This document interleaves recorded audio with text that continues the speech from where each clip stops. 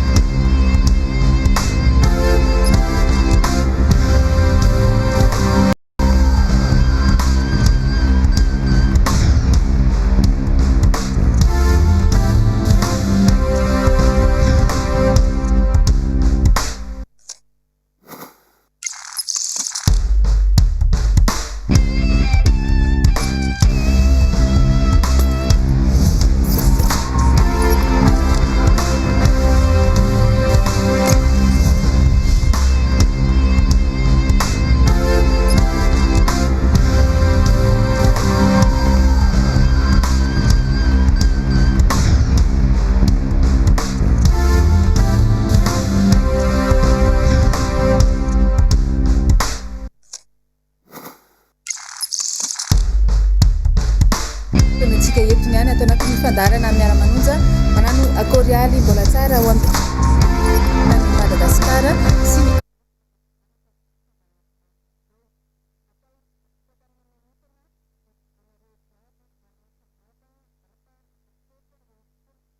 ny Morondava sy Manjakandriana izay nanambara taminay moa fa manaraka tsy tapaka nyity fandarana miara-manonja ity sy ny faritra maro samihafa ihany koa. Maro ny koragna izay andesina amintsika eto ato anatin'ny fandarana miara-manonja iresahana ny raharaham-pirenena tahaka ny mahazatra sy ny zakajiaby izay mandalo eto amintsika amin'izao.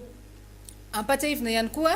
atsika izay tsy mahita ny MBS amin'ny canal aloha zany efa anatin'ny dingana jiaby hitakina ny amerenana an'izany ao anatin'ny canal atsika afahana manaraka ny miara-manonja tahaka ny mahazatra teo aloha fa na izany tsy izany misy ny solution na ny vahaolana aloha izay afahantsika manaraka an'izany ao amin'ny tambazotra tserasera ny Facebook ndraika YouTube no anarahantsika azy io ao amin'ny page ny MBS misy ao amin'ny page ny AZ ihany koa misy an'izany fandarana miara-manonja izany. Manano mbola tsara mikaiky atsika jiaby anaraka ny fandarana miara-manonja hatramin'ny farany. Arabaina ihany koa ireto zoky be izay anomboka ny famakafakana sy ny resadresaka amin'ity niany ity eto. Nisy ny bavambahoaka Fidèle Razarapiera eo ihany koa Andriamatoa Guy Maxime Ralaiseheno anareo ny sehatra. Manatitra ny araba ho atsika rehetra izay mpanaraka n'ity fandarana ity ary manolotra ny fialatsiny satria no ny antony ara-teknika eo amin'ny fampiakarana ny fandarana amin'ny alalan'ny tambazotra tserasera dia matetika izay misedra olana kely ara-teknika amin'izy io izay no mahatonga an'ilay fiandrasana tsy hoe fanahinina te hampiandry anareo fa fitiavana ny ahafahanareo rehetra manaraka n'ilay fandarana amin'izay kely ananatsika satria raha teo ny canal saty hoe nandeha tamin'ny alalan'ny satellite tsika dia afaka mbola hoe maromaro ny fahafahana napita an'ilay fandarana zany fa amin'izao noho ny etreketraka moa zany tamin'iny sehatra mifampitana amin'ny alalan'ny Star Times sy ny Parabole ary ny Canal Plus iny dia voateritsika tsy maintsy mampiakatra an'ilay fandarana amin'ny alalan'ny tambazotra tserasera Facebook sy ny YouTube ahafahanareo any amin'ny faritra sy ny any ampita-dranomasina any manaraka ny fandarana. Anaovana kokoa manokana ny any amin'ny faritra Bekitana any États-Unis zany satria amin'izao fotoana zao dia manaraka an'ilay fandarana zareo nefa raha ny ora zany dia tara adiny 8 amin'ny ora temitsika zany hoe any amin'ny manodididina any amin'ny 2 maraina zany zao any États-Unis ary any California aza dia tara adiny 2:12 nefa dia miaritra ireo malagasy pretandrasana zany any toerana zany hoe any amin'ny 2:12 alina zany zareo zany zao jery sy anaraka n'ity fandarana miara-manonjy ity mba ahafahana mahafantatra ny zava-misy aty an-tanindrazana noho ny ataontsika hoe fitiavan-tanindrazana ananan'izy ireo dia atao kokoa manokana zany nareo rehetra any États-Unis any zoky be serge moa ao isan'ny zoky be mahafinaritra hainao raha vao makany États-Unis ka tsy mahay zoky be serge mandainga zay tena marina zany satria tena isan'ny namana anankiray tena mahafatrapo zany ary mifandray amin'ny gasy rehetra zay tonga any toerana ary manampy ihany koa manampy be da be amin'ny fikarakarana raha ohatra hoe mizavatra sendra mampavakavaka anao zany raha tonga any États-Unis anao surtout any New York dia ao zoky be serge vonina iara-iasa sy fanampy ary fanometanana amin'ny gasy rehetra ampitiavana ny anaovany an'izany tsy dia resaka hoe tambiny loatra fa tena ampitiavana ny anaovany an'izay rehetrarehetra zay ny fialatsiny mikasika ny faditsom-potoana minitra vitsy fa mikasika ny fandarantsika zany hoe ny resaka MBS aloha ny anomboako azy ity resaka MBS ity moa zany dia isan'ny mampambakavaka ny saina mihitsy satria raha ohatra ka azavaina amin'ny sarababe ny olana teo amin'izay hoe MBS zay dia tahatahaka izao zany ny zava-nisy aka ohatra tsika amin'ny fiainana andavanandro mihitsy azahoany ny sarababen'ny olona zany an'ilay olana ny MBS amin'izao fotoana zao tsy afahantsika manaraka an'ilay fandarana amin'ny alalan'ny Canal Plus zany na Star Times na ny Parabole raha misy zany orinasa mpamokatra mofo dipaina anankiray boulangerie zany eto ny resaka aka ohatra anankiray tsika ohatra hoe boulangerie tsy haiko Gerbeau ohatra zany eo Mahamasina zany ohatra zay tenako zay io zany mpamokatra mofo dipaina fa rehefa miala avy eo amin'ilay mofo dipaina dia makany amin'ny toeram-pivarotana mpanjinjara samihafa ohatra hoe épicerie makany amin'ny grande surface ny grande surface arosany efa manana ny anazy fa ny épicerie zany tena be da be na amidin'olo eny amoron-dalana amina rarana étagère sy le sobika samihafa reny dia reny zany le izy ohatr'izay zany ny sary misy zany hoe misy lay orinasa mpamokatra an'le mofo dipaina dia misy lay mpanjinjara an'le mofo dipaina zany hoe le mpivarotra an'le mofo akoatra ny ao amin'le boulangerie dia inona ny zavatra niseho misy ny teny ary zany fa hoe mampararikibo le mofo dipaina ka rehefa nakararikibo le mofo dipaina dia mandray andraikitra zany ny tompon'andraikitra eo anivon'ny ministèren'ny ataontsika hoe fahasalamana na ministère mivarotra zany hoe tsy mety kosa raha mofo dipaina mampararikibo zany no mihodina dia inona nataony tsy lay boulangerie mamokatra an'le mofo dipaina no niteneniny tsy mahazo mamokatra mofo dipaina reo fa mofo dipaina vokarinareo makararikibo fa le mpivarotra mofo dipaina rehetrarehetra eraka sisinalana sy épicerie sy ny tarina sy ny rehetrarehetra reny no niteneniny hoe tsy azonareo atao ny mivarotra mofo dipaina avy amin'ity boulangerie ity zany hoe zany le boulangerie mbola afaka mamokatra mofo dipaina ihany fa le épicerie zany tsy mahazo mivarotra le mofo avy ao aminy ohatrohatr'izay zany le sary mivoaka io zany hoe tsy le MBS zay mamokatra le fandaharana no sanctionneny lay fitondram-panjakana fa ilay orinasa mpanaparitaka ny sary sy feo amin'ny alalan'ny fanarahan'ny olona ny haino manjery zany hoe tonga dia ireo lay client zay client lay trano mpanaparitaka n'lay sary sy feo zany ny tonga dia victime avy hatrany nefa lay trano tsy mamokatra fa manaparitaka fotsiny ihany dia eo zany ny tena olana amin'le izy satria ilay orinasa mpamokatra lay mpamokatra mofo dipaina zany sy voakasika ao amin'le raha atao zany hoe anao fanohanana zany tsika hoe mba tsy mety kosa ny fanapa-kevitra zany fa maninona moa zany ny tonga dia tsisy mahazo mivarotra an'le mofo dipaina le épicerie indray zany lasa tompon-draharaha fa le boulangerie tsy voakitikitika ao anatin'izy dia tsy afaka miditra zany izy raha teny hoe zay te ho isa no voatohitoina ao anatin'io raharaha io zany dia ozy le fitsarana nareo ke tsy voatohitoina ao anatin'ity raha ty satria tsy misy resaka mikasika anareo ny tena olana koa dia ity le épicerie zany rehefa nahazo an'le ordonnance dia tsy niteny tam'le mpamokatra mofo dipaina hoe zahay nge nomen'olona ordonnance tsy mahazo mivarotra mofo dipaina nareo e fa tonga dia nesorony fotsiny le mofo dipaina teny ambony étagère dia tsy mivarotra mofo dipaina izy zavatra hafa ny amidiny dia ohatr'izay zany ty zavatra ty ny Star Times ny Parabole ny Canal Plus zany tokony ny informer ny MBS hoe misy zavatra ohatr'izao mitranga fa magaga dia tsika moa zany nangataka avy amin'ny alalan'ireo mpisolo vava nangataka fampirarahana zany tany amin'ireo lay trano mpanaparitaka n'lay sary sy feo reo hoe ianareo dia tokony manao fanohanana n'lay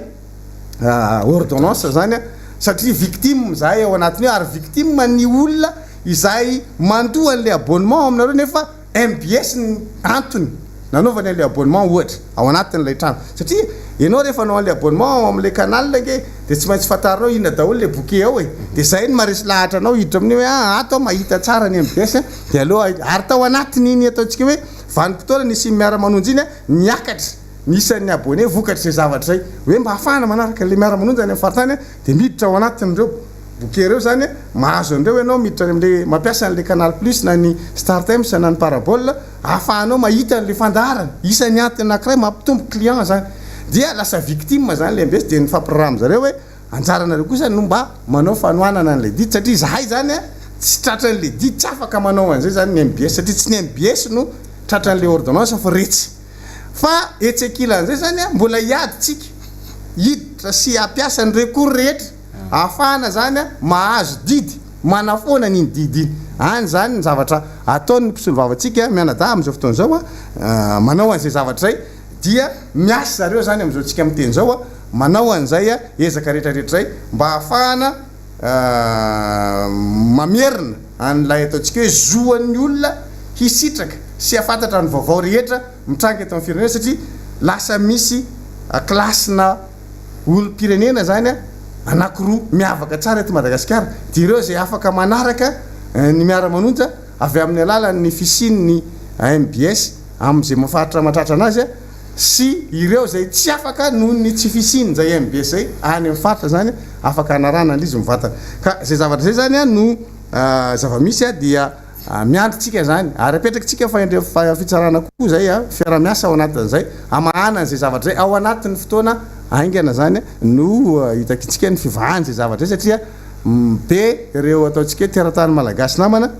any amin'ny faritany indrindrandrindra no miantsy foana hoe manahoana angaty MBS tsy mandeha amin'ny canal ty satria zay lasa tsy mahita tompotrano miona amin'ny resaka miara-monja de zao moa tsika zany miezaka miteny amin'zareo koa hoe aleo mampiasa méga kely dia mijery any amin'ny Facebook fa ao koa io afaka jerena tsara efa mivoatra ny teknôlôjia fa tsy de misy monopole loatra na de misy ary zay akasiparana zay misy fomba zany afana mijery an'le izy ihany manaraka dia isotritsika ny ray aman-dreny am-piangonana reo ray aman-dreny am-panahy soranay era-po era-tsaina satria raha nanao ny fangatahany zahay somary tao anatin'ny amiaina ihany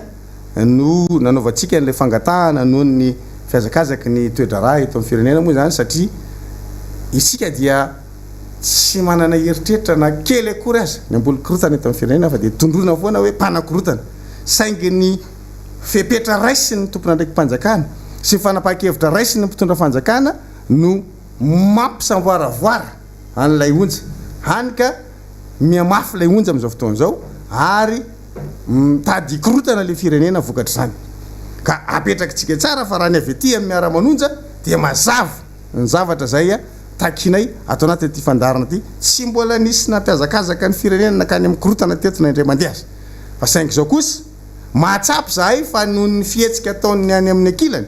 dia mitady ho tonga amin'izany ny firenena ary teo na tonga atsika nametraka zany hoe eto amin'ity firenena ty de misy ireo ray aman-dreny zay autorité morale eto Madagasikara zay afaka mitaiza ny zanaky ny fiangonana rehetra amin'ny lalan'ny fahamarinana ary tsy hijery mitanila manoloana ny zavatra zay lazaitsika eto sy ny lazainy ny akilany ka noho izay indrindra dia nanao antotsika hoe ifampiresaka amin'ny ray aman-dreny am-panahy nandefa fangatahanytsika dia namaly zareo fa raikitra zany zay iona amin'izy ireo sika ny toerana sy ny fotoana kosa aloha de tsy ho ambaratsika eto satria mena fanajana reo ray aman-dreny zay ionan'ireo ka tsy de hoe ho atao rarangasy le izy ka de hoe am'zao de etsy de ridiny magnatso fa nivaly teniny fotsiny hoe nanaiky ry zareo de zay no mentsika eto satria nitenentsika teto izy iny dia zon'ny olona zay mpanaraka nyty fandarana ty koa no mahafantatra hoe raikitra satsiraikitra tsy maintsy anontany atsika zareo hoe nanao anay ihany le fangatana fiona any amin'ny FFKM de zay na mivalina zany zay hoe raikitra le fionanay any amin'ny FFKM ny ora sy ny fotoana kosa sy ny toerana de tsy omena ianareo fa menay fotsiny valiny hoe nanaiky ireo ray aman-dreny am-panahy ireo zay izy moa tsy maintsy mbola mifampiresaka amin'ny hoe FFKM anazy de fiangonana samihafa no mivondrona ao anatiny no zany tsy maintsy mifampitapita zany aloha zareo de zay fotoana mahafaka an'izy rehetra no nomeny anay zany hoe am'izao no mety ao anatiny zany fifampitiniany zany ka dia isorana era-po era-tsaina reo ray aman-dreny am-panahy reo tsy nanosy botanana ny miara-manonja ary matsapa fa ilaina am'izao vanim-potoana zao izany fifampiresahana zany ny votoatiny zavatra ifampiresahana dia mbola tsy omentsika eto koa ary ny fizotrany resaka aza dia akintsika any amin'ireo ray aman-dreny am-panahy raha ohatra ka hoe ry zareo ny te hamoaka an'le izy de mentsika malalaka izy fa raha ohatra moa izy koa mitovy amintsika dia tsy hanambara izay fandeha sy fizotrany resaka ao izahay fa ho tazominay ho tsy ambara tebo lay resaka ifanaovana amin'ny FFKM ka izahay atao anatin'ny ekipa ny miara-manonja no mahafantatra azy zany misy dikany lehibe ny antony tenenana zany fa raha ohatra kosa ray aman-dreny am-panahy no miteny hoe tokony ampahafantarana zany dia ry zareo no asaitsika manazava an'izay any amin'ny serasera sy ny fampitam-baovao samihafa raha ohatra ka ilainy zareo zany fa isika nefa dia nanapa-kevitra hoe miresakitsika dia tazonitsika eo atsika zay fa ny adiditsika dia mitondra ny fanazavana ny tsara ho fantatra sy ny tokony fampiresahana am'ireo ray aman-dreny am-panahy de mijanona atreo zay ny mikasika an'iny tsy azo atao tompotrano miononareo satria no resahana teto iny zavatra iny dia tsy maintsy omena valiny isika rehetra tsy azo atao tompotrano miono koa tsika amin'ny fivoarany toedraraha satria araky ny efa nambara teo izahay dia tsy nanana heritreritra na kely akory ary amboly korotany eto amin'ny firenena fa ilay fanasoketana dia apetraka foana hoe anakorotany reo mamboly korotany reo dia zao ny fanazavana hoe tsika ny zavatra ataonay mazava tsy zavatra nafenina teto tamin'ny dingany zavatra zay ataonay hoe andeha anao fitsangatsanganana zay ary nomena toerana mazava ny angana mazava ny lalana sy ny toerakale nandritra ny tontolo andro iny dia tsy nisy na dia indray mipika azy ka avy taty amin'ny ekipan'ny miara-manonja na ny olona rehetra niaraka nanonja taminay nahitana heriteri-dratsy na anao akasiparana na sotasota na tamina olotsotra mpiray-tandrazana zany na tamina mpitandro filaminana zany tsy nisy teny diso mahery tamin'ny mpitandro filaminana na dia atao anatiny atao hoe fahasorenana azy sy fakiviana ireo mpiara-manonja dia nanajany zay hoe hetsika mpilaminana ny ataontsika profony zany a vita somatsara ny fitsangatsangana tsy nisy angamba na olona iray ka hoe nosambory ny mpitandro filaminana satria dia nanondrana tamin'ny fitsangatsangana na nkarakaray ny miara-manonja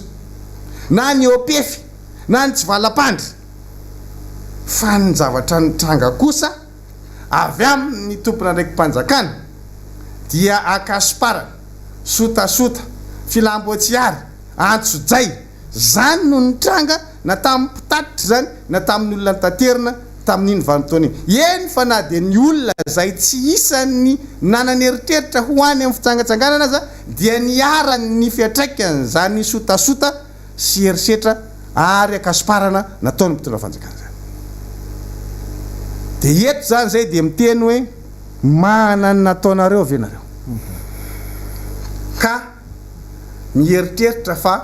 rehefa misy olona milazany marina na mety hoe anao hetsika mpilaminana dia miahiahy nareo sao dia miongana mana ve rehefa tena rehefa dinao izy dia hoe manany nataony retolo reto tamin'ny 5 sy 4 arivo any ka raha vao mahita vorivorin'olona am'izay dia midika avy hatrany hoe fionganana eo amin'ny toerana mbola tsy ary ny tenitsika teto amin'ity fandarany ity hoe izahay dia anonga-panjaka na napetraka ary dia hoe mangamasaka potiny io mihitsy anao azy satria azavaiko raha ianareo zany ny atao hoe mpamily fiara ka ianao zany mitondra fiara eo aloha ka ianao permis-mboritsoloza miambakavaky ianao mitondra an'le fiara ka misy fiara avy atorina mandodina anao mety hoe maika aty andeha izy fa tsy sopatra anao ka raha mipanika ianao eo aloha eo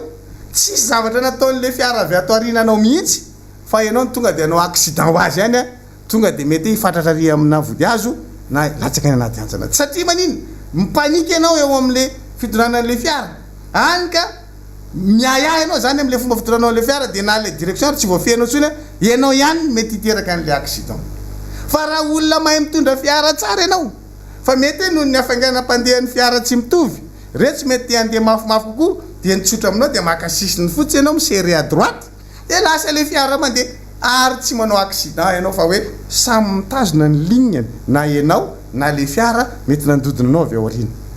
fa ny olana amin'retolo reto mbola tsy de tena mafy tsara n'le fitondràna nefa efa manana permis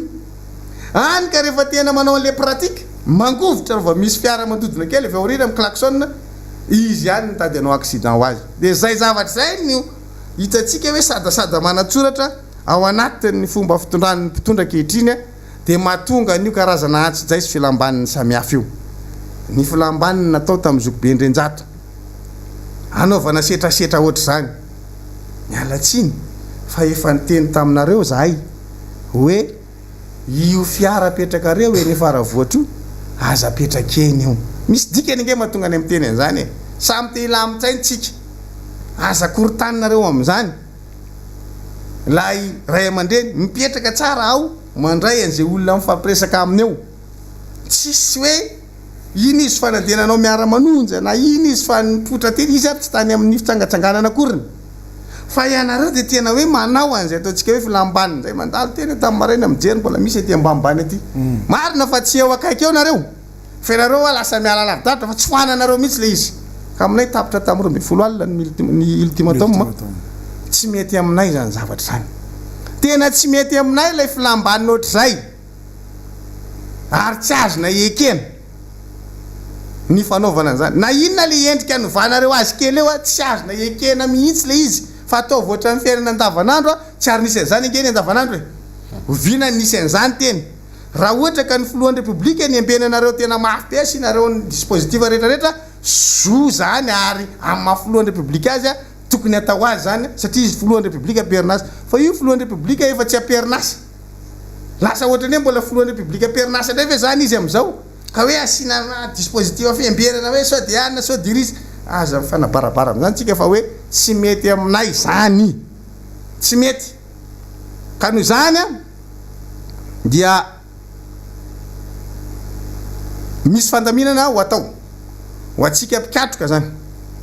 misy fandaminana alamina de misy fandaminana zany ety amin'ny MBS aloha no afahantsika mifanome le tourmarque efa fantatrareo nareo le isaky ny arrondissement zany dia makaty amin'ny MBS satria lay fanaovana antso zay samihafa ohatran'izay dia tsy mety amintsika ka mandamina an'izay rehetrarehetra zay zany tsika amin'izao fotoana zao hoe anjaranay ny mitandro ny filaminan'ny filohan'ny mpanohitra aminay de raisinay ho mampiaya izay fihetsika zay hoe so sanatria ireo olona apetraka reo tsy ho azona iantoka de aleonay zay mandray fepetra miaro an'le ray aman-dreny ary nyfandaminana an'izay dia aty amin'ny MBS rehefa maheno an'ilay antso zany nareo dia makaty amin'ny MBS le tompona andraikitra isaky ny arrondissement sy ireo namana ao anatin'ny arrondissement efa mifantatra zany oka ianareo ifampijery hoe izy ty olona ty satria tsy fantatritsika kosa de asiany sasany infiltration ndray ao de mody mandefa olona koa izy avy any ay ekipany any eny hoe inona zavatra horesantsika ty inona le zavatra fandaminana ao apetrakytsika ty fa misy tompona ndraikitra zany mikarakara an'izay rehefa avy eo mandray nareo fa zay moa ato anatin'ilay mbola fotoanany miara-manonja ianareo mifampiresaka amin'ireo tompona ndraikitra zany hoe inona ny zavatra ho alamina mikasika an'izay zany satria zay no mahatonga antsika nanome le ultimatum hoe raha ohatra ka tsy esorinareo de tsy maintsy makafipetra efa tsy mety aminay zany aminay de manohitohina ny fahalalahany le ray aman-dreny ny fisiny reneny ka tsy mety ary tsy vita an'izay ihany fa mahita zahay fiara manomboka manarakaraka n'lay mpanao miara-manonja na mipetrapetraka amina toerana zay mety ivoriny ny mpiara-manonja tsy mety aminay koa zay mialohan'ny anonanay la arana tomobile eto de aleo mba akisaka reny fiara reny fa manomboka efa hitanay le izy zany ary tsapanay hoe inona moa zany ny tena ataon'ity fiara ty eto manomboka maraina le fiara eo mandra-parivon'ny andro manomboka hitanay inona ny ataon'ry fiara rihetsy manao ohatran'le atao eny faravohatra ihany manao intimidation tsy mety aminay zany e maneho hevitra ka lalàntsika de tsy mifampilavanina zahay maneho hevitra ny zavatra takiny aminareo de avereny ny MBS zay zao ny zavatra mety aminay de aloha zahay anao ny asan'ny fanoherana araky ny tokony izy zoan'ny mpanohitra ny maneho hevitra raha tsy hoe nga ho fananareo ny fahalalàn'ny faneho-kevitra zay zavatra hafa ka zay mahatonga any amin'ny teny io intimidation mametrapetraka fiaretsy Mitsubishi fotsifotsiny anankiray pick-up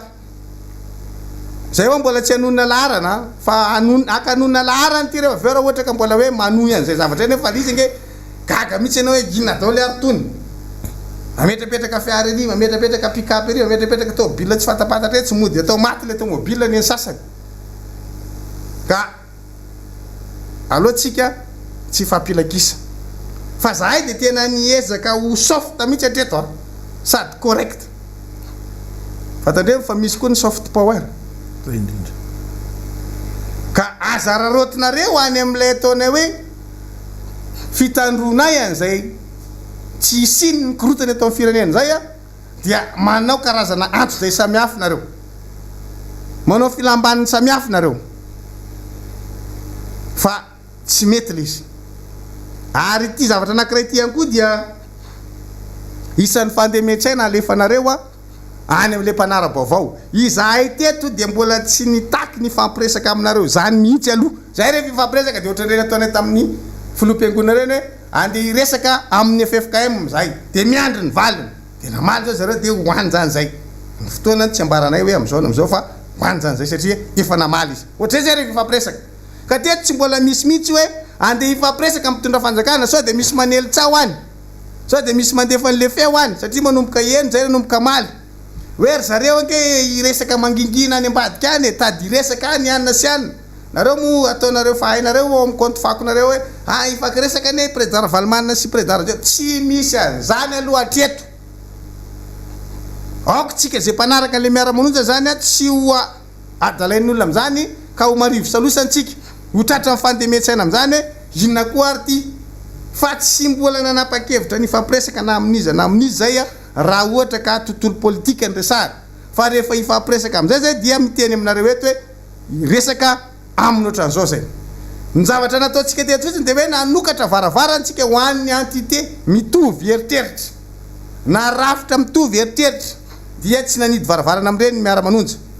Misy namana zany am'izao mandray an'ireo entité samihafa reo mifampiresaka am'ireo hoe inona no vahaolana mahatsara n'ity fireneny ity. Ary zahay koa dia mbola tsy nisy resaka mihitsy ka hoe atao fiaraha-mitantana io gouvernement io na hoe manaova an'izao asio an'izao tsy nisy an'izany. Mbola tsy nanao an'izany zay. Tsy mbola nisy resaka mihitsy zany hoe kaleo fa anao fiaraha-mitantana dia ohatr'izao dia makasy sy makary. Tsy mbola niditra amin'izany miara-manonja. Ary tsy zany raha teo ny zavatra nyresahanay teto. Ny zavatra nambara teto dia hoe io misy fitondrana mijoro. Ampahafantarina antsika avao ka inona avy ny lafiratsy n'le fitondrana. Inona ny zavatra tsy mety amin'ny fitantanana nataony. Zay no nataonay. Fa tsy niteny mihitsy hoe io misy fitondrana mijoro dia andeha hanao fandarana miara-manonja tsika dia rehefa aveo andeha hiaraka mitantana amin'io fitondrana mijoro io. Mbola tsisy resaka an'izany ka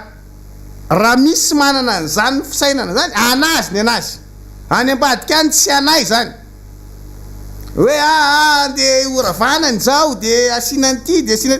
tsy miditra amin'izany ny miara-manonja. Ny miara-manonja dia tsotra. Fanambarana hery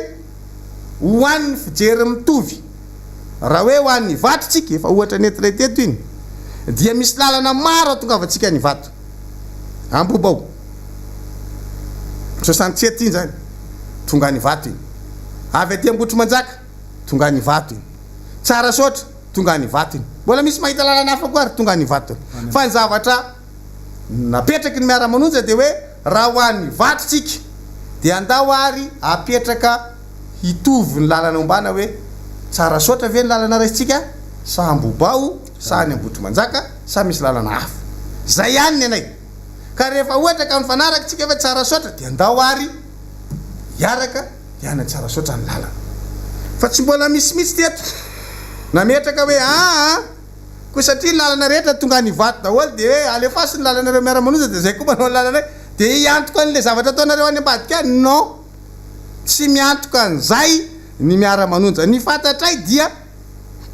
ny fiarahana, ny solidarité matanjaka tsara no ahafahan'olona mametraka considération amin'ny fanoherana eto Madagasikara. Na ny lalana amin'ny fe fanoherana fotsiny anake mbola tsy misy. Ahoana ny atongavan'izany? Zany ny vinan'ny miara-manonja zany. Hoe ahoana ny ametrahana lalana ny fanoherana eto Madagasikara? Fa tsy mbola resaka toerana mihitsy. Tsy mbola resaka seza mihitsy. Ka sao dia misy maimay anao raha masabomanga aneko satria fa misamboaravoarana raha-pirenena dia monsieur le président SCAF le gouvernement zay kio anaty dia ampidirao zahay dia zao tsy miara-manonja tsy mbola ny toromarika dia eto avokoa no mivoaka. Ary rehefa manome toromarika zay hoe ity ny atao dia mandeha eto zany ao anatin'ny mangarara. Mivoaka eto foana ny toromarika, tsisy toromarika any ambadibadika any zany hoe ka satria anona sy anona resaka tary rianona sy rianona resaka anazy ny anazy. Fa ny mifampiresaka miara-manonja dia misy olona iato no mandeha mifampiresaka ohatran'izao ataontsika amin'izao man'izao zao misy olo tena tsika mifampiresaka amina entité any amin'izao tsika miteny zao. Dia reny no mifampiresaka dia manome valiny dia zay lazainay anareo eto hoe ohatr'izao indray a midingana aty amintsika ty miara-manonja satria ny antony dia misy an'izao misy an'izao misy an'izao ohatra n'le tenentsika teo hoe nametraka ultimatomtsika amin'le resaka mpitandro filaminana manodidina ny tranony président Marc Ravalomanana ny enony zareo amin'ny ampahantsika fa tsy ny enony amin'ny ampahany manontolo dia ohatsika hoe mandraindraiky tsika amin'ny valinandrify amin'izay fa miayaza hay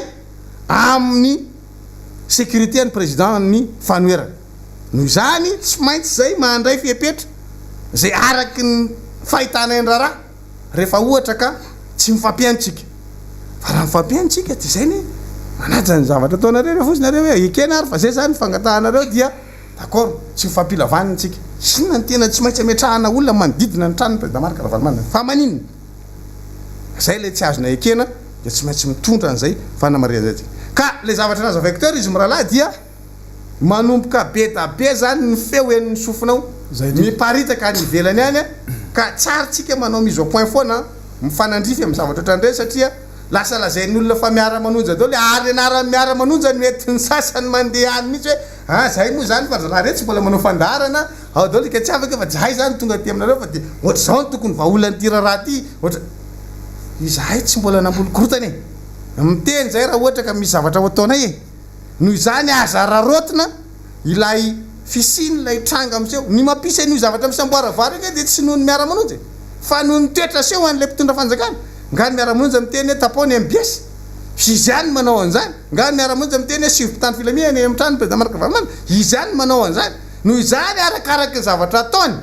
no miteraka an'izay zavatra zay ny valy teny hoetiny reo mpomba fitondra fanjakana no miteraka an'izany zavatra zany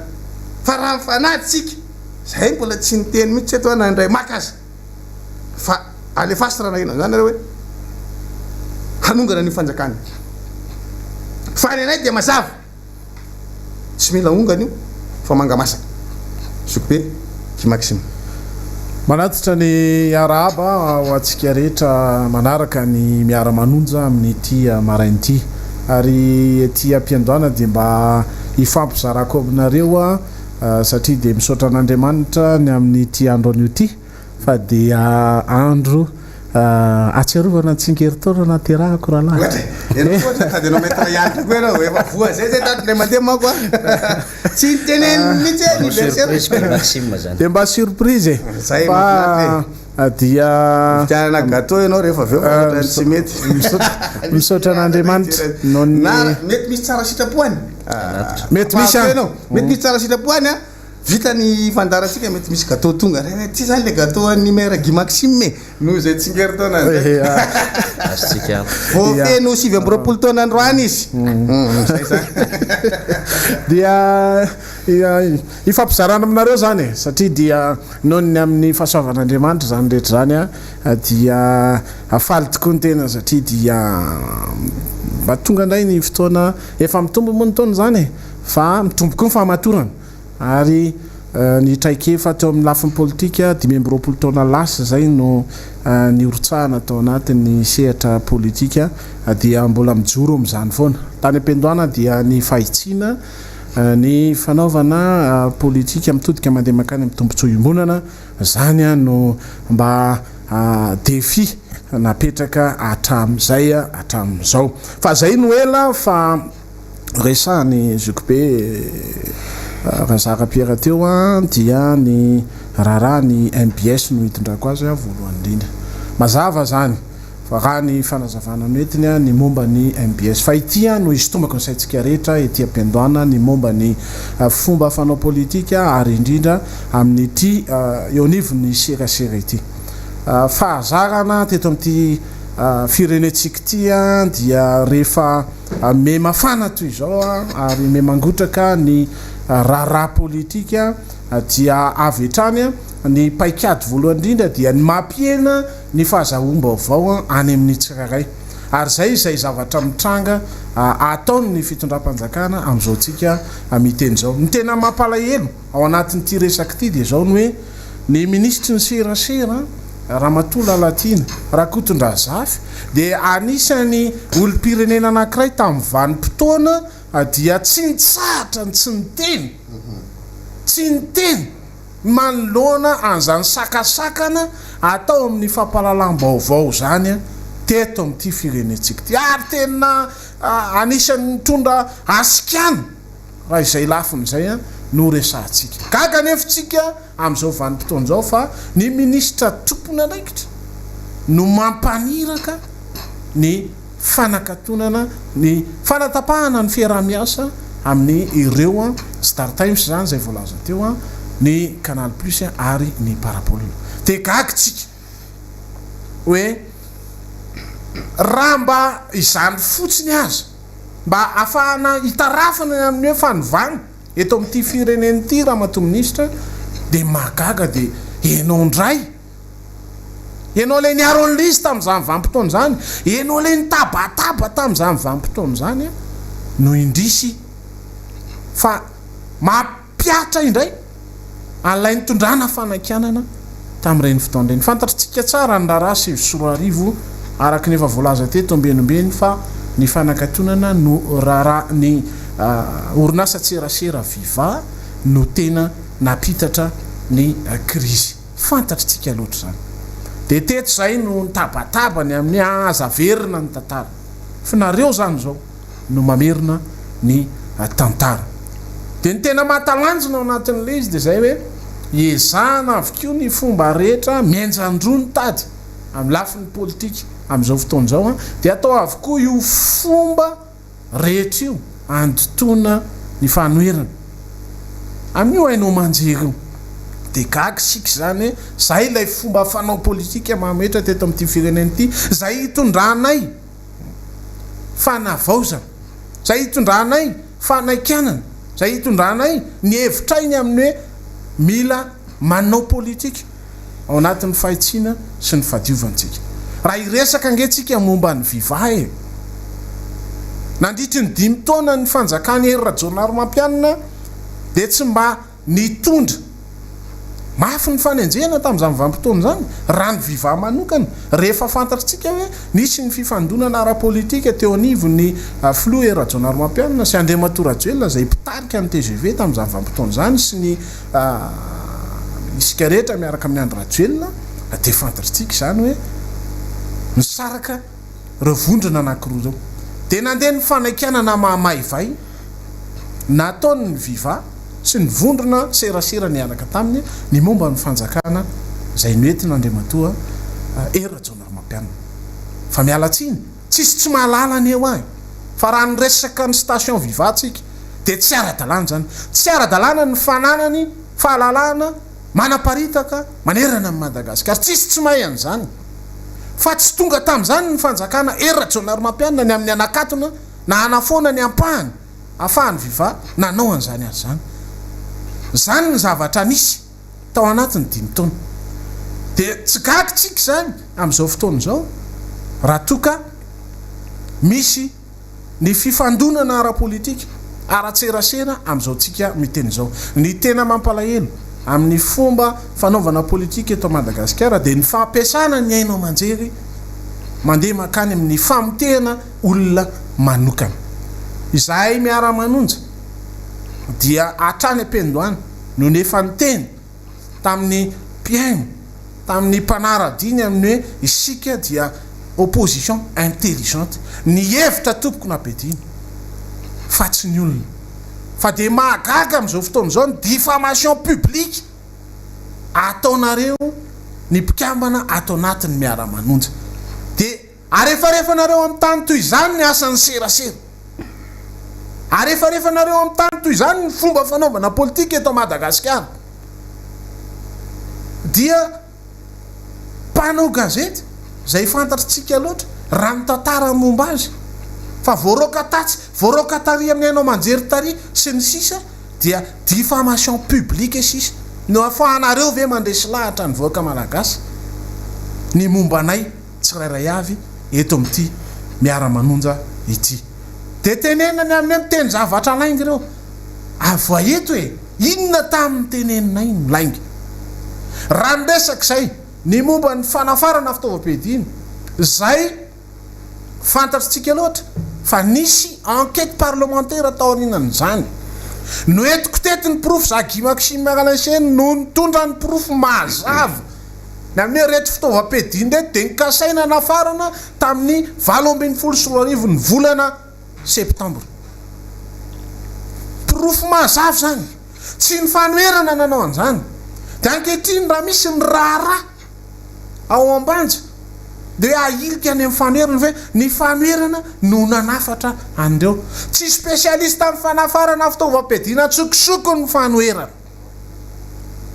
tsy spesialista amin'izany izahay fa spesialista zahay amin'ny fikarohana ny marina eto amin'ny fireneny.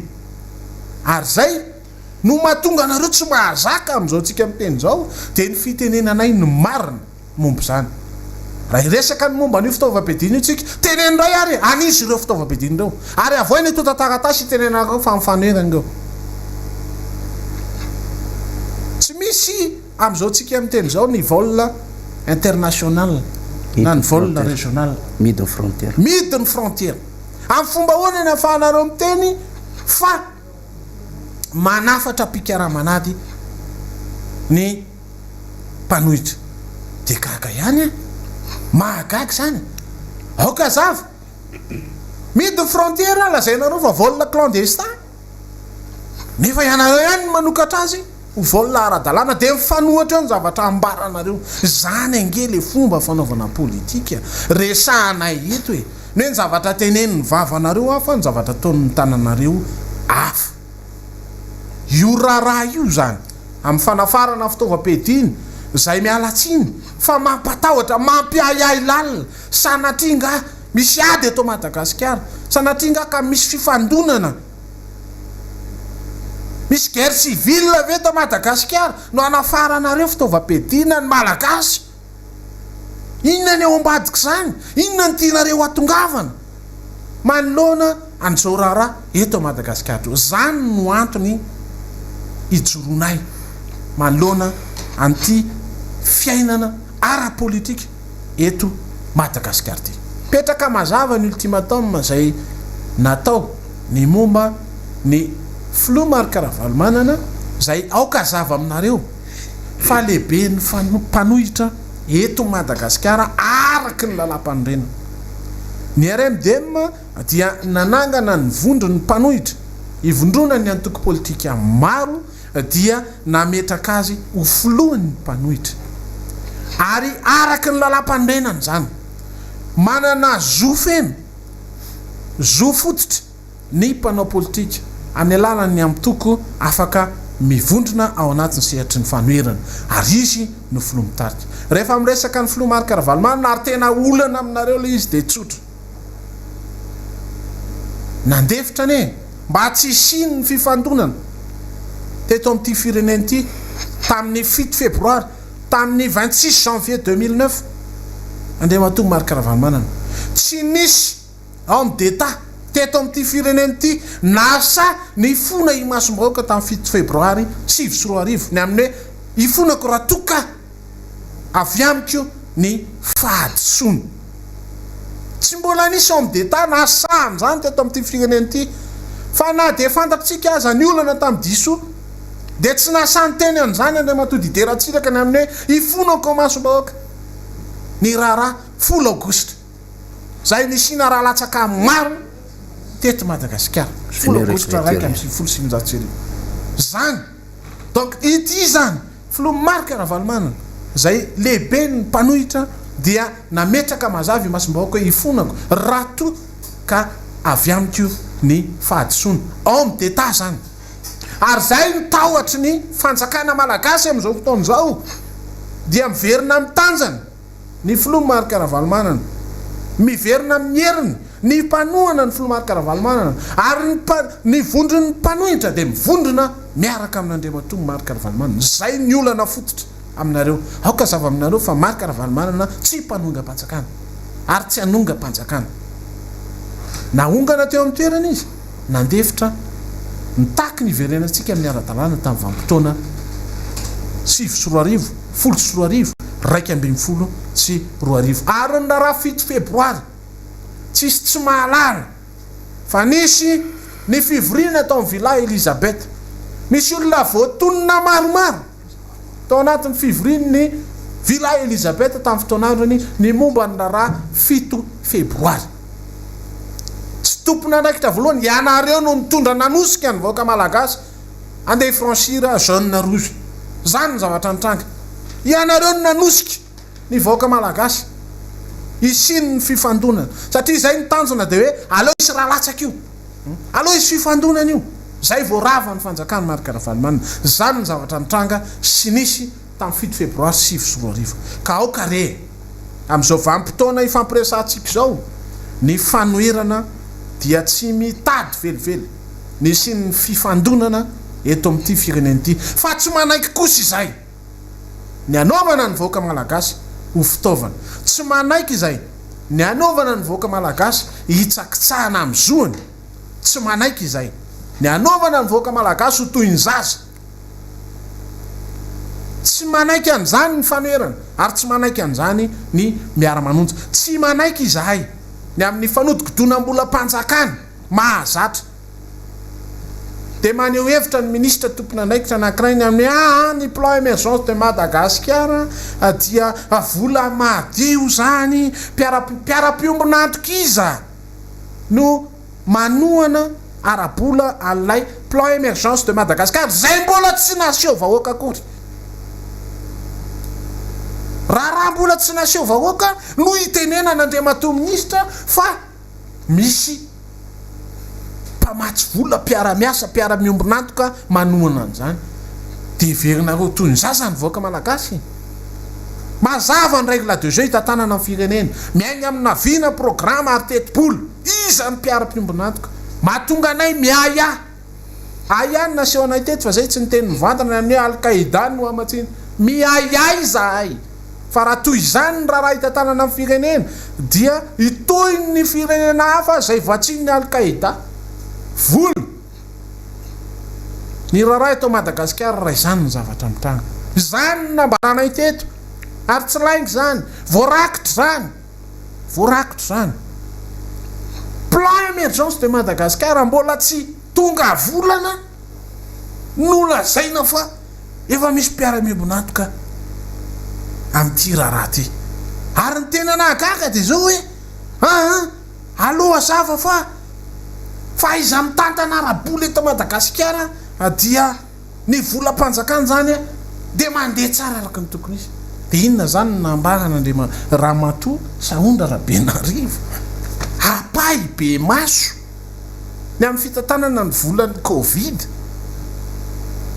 Ramatoa filohan'ny CSI tena nambara apay be maso ny amin'ny hoe ny vola mpanjakana ny volam-bahoaka dia ny 10% any ambatan'ny mpitondra ary ny 10% ihany no mba tonga no nenina no ny kolikoly de masamy teny ve ianao am'izao raha misy ara-politika fifandonana goavana eto amin'ny firenena zao fa de ara-dalàna ny tantanana volam-bahoaka 1 milliard ariary no mena ny JIRAMA zay miverina mandeha makany amin'ny mpamokatra fa tsy tonga ny amin'ny vahoaka malagasy mitotovana 100 ny herinaratra alohan'ny olom-pirenena tsirairay avy nefa izy mandray anjara 1 milliard ho amin'ny subvention any JIRAMA de zany ve no hitatana no iresahanao fa de mahay mitantana ny fanjakana malagasy amin'ny volam-panjakana 2000 milliards ny gaspillage isa-taona facture fictive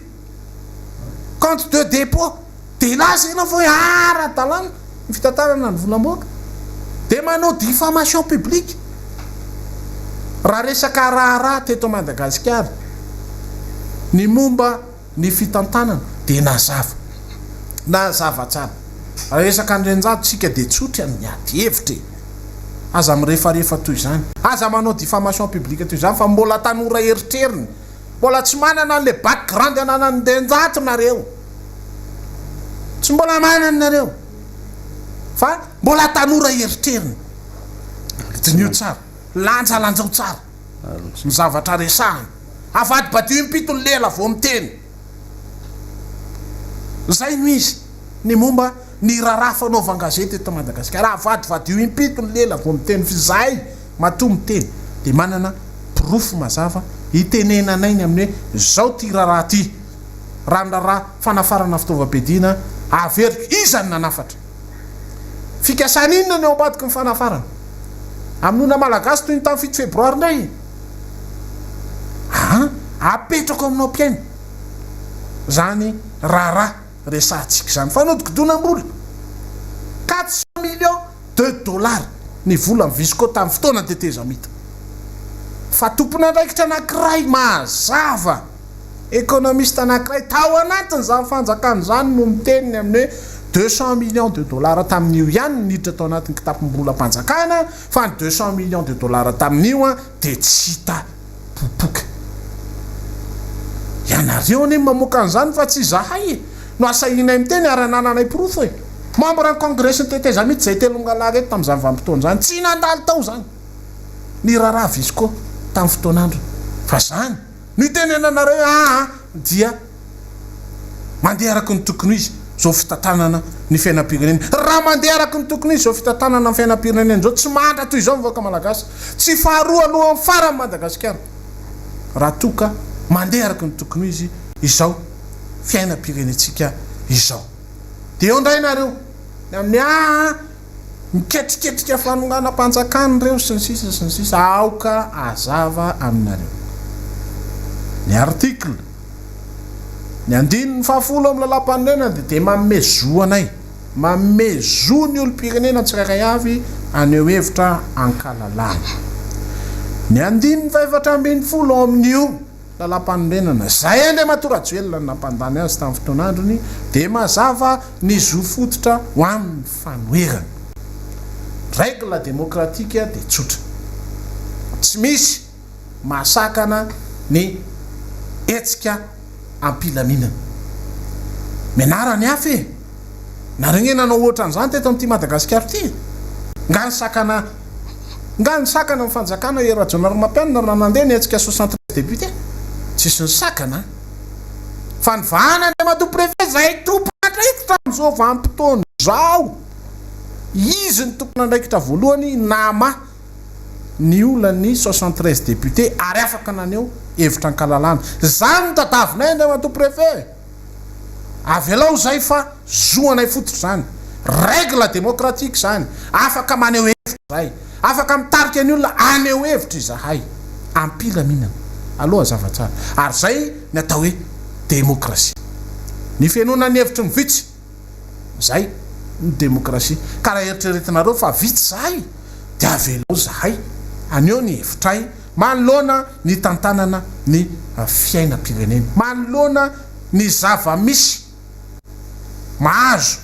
ny sambatan'olona am'izao fotoana zao de avelao zahay haneo hevitra raha ny teny zahay teny afako maly nomeko ohatra akaiky nareo ny amin'ny match retour amin'ny Champions League Barça izy moa amin'ny Barça PSG atsoatsy de name ohatra taminareo de tsotra tsy zaky Maxime no teny fa kianja démocratie ambojatovo samy be ny tanàna zay tamin'ny vanim-potoana ny tantanan'Andriamatora no niteny izy fa kianja démocratie ty ary nitokana ny masombahoaka ho fantatry zao tontolo izao noho izany omeo anay ny kianja ambojatovo itenenanay iresahanay ny zavatra tsy mety eto amin'ny firenena zay misy zay ny règle démocratique ary mananjoa am'izany zay resaka fanakorontanana no resahanareo iza no mitondra modele an'izany teto amin'ity firenena ity tsy zahay pomba maro karavalymanana zay tamin'ny fotoanandro tamin'izany vanim-potoana zany fa tsy raha mbola tao anatiny ny vondrony mouvance ravalymanana ny tenako anisan'ny vavolombelona tsy mbola nisy fikasana ny amin'ny fanakorontanana na ny fitondrana korotana eto amin'ny firenena noho izany aza rehefarefanareo amin'ny tany toy izany ny fiainam-pirenena aza ataonareo kilalao ny fiainam-bahoaka fa miresaka zava-bahoaka tsika ary zay no antony tsy anekenay mihitsy na amin'ny fotoan'inona na amin'ny fotoan'inona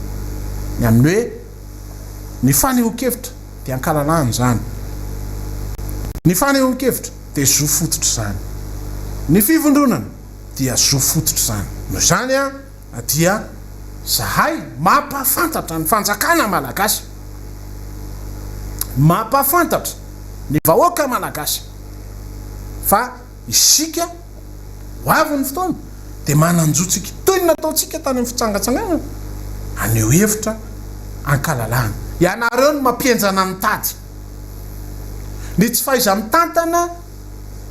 zay hitantananareo firenena zao fotoana zao no mampienjandroa ny tady aloha azavy zany vitsy mikitran-drery zany amatoa mikitrana ny vy dia ao zany ny fitantanana hitondranareo ny firenena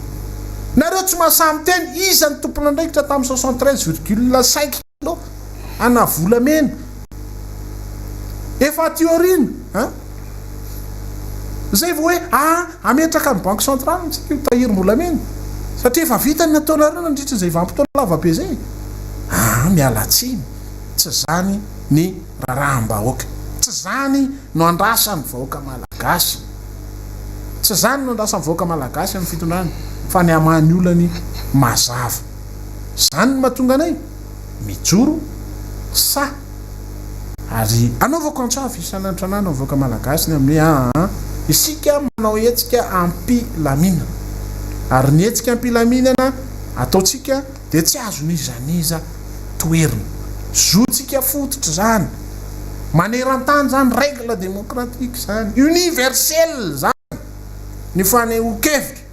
mazava malalaka ndanambajereo ny anyendy ndanambajereo ny ambirmanie am'izao fotoana zao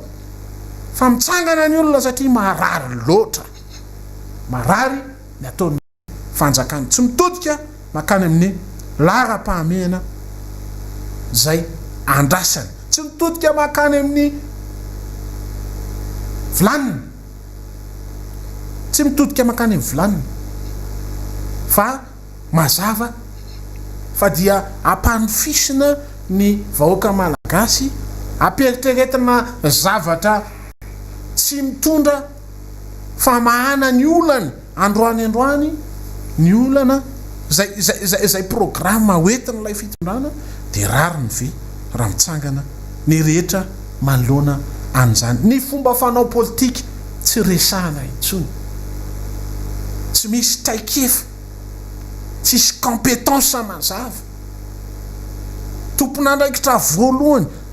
ny prime ministre lehibe ny gouvernemanta dia hitatsika voaka tamin'ny fahanginany moa izy omaly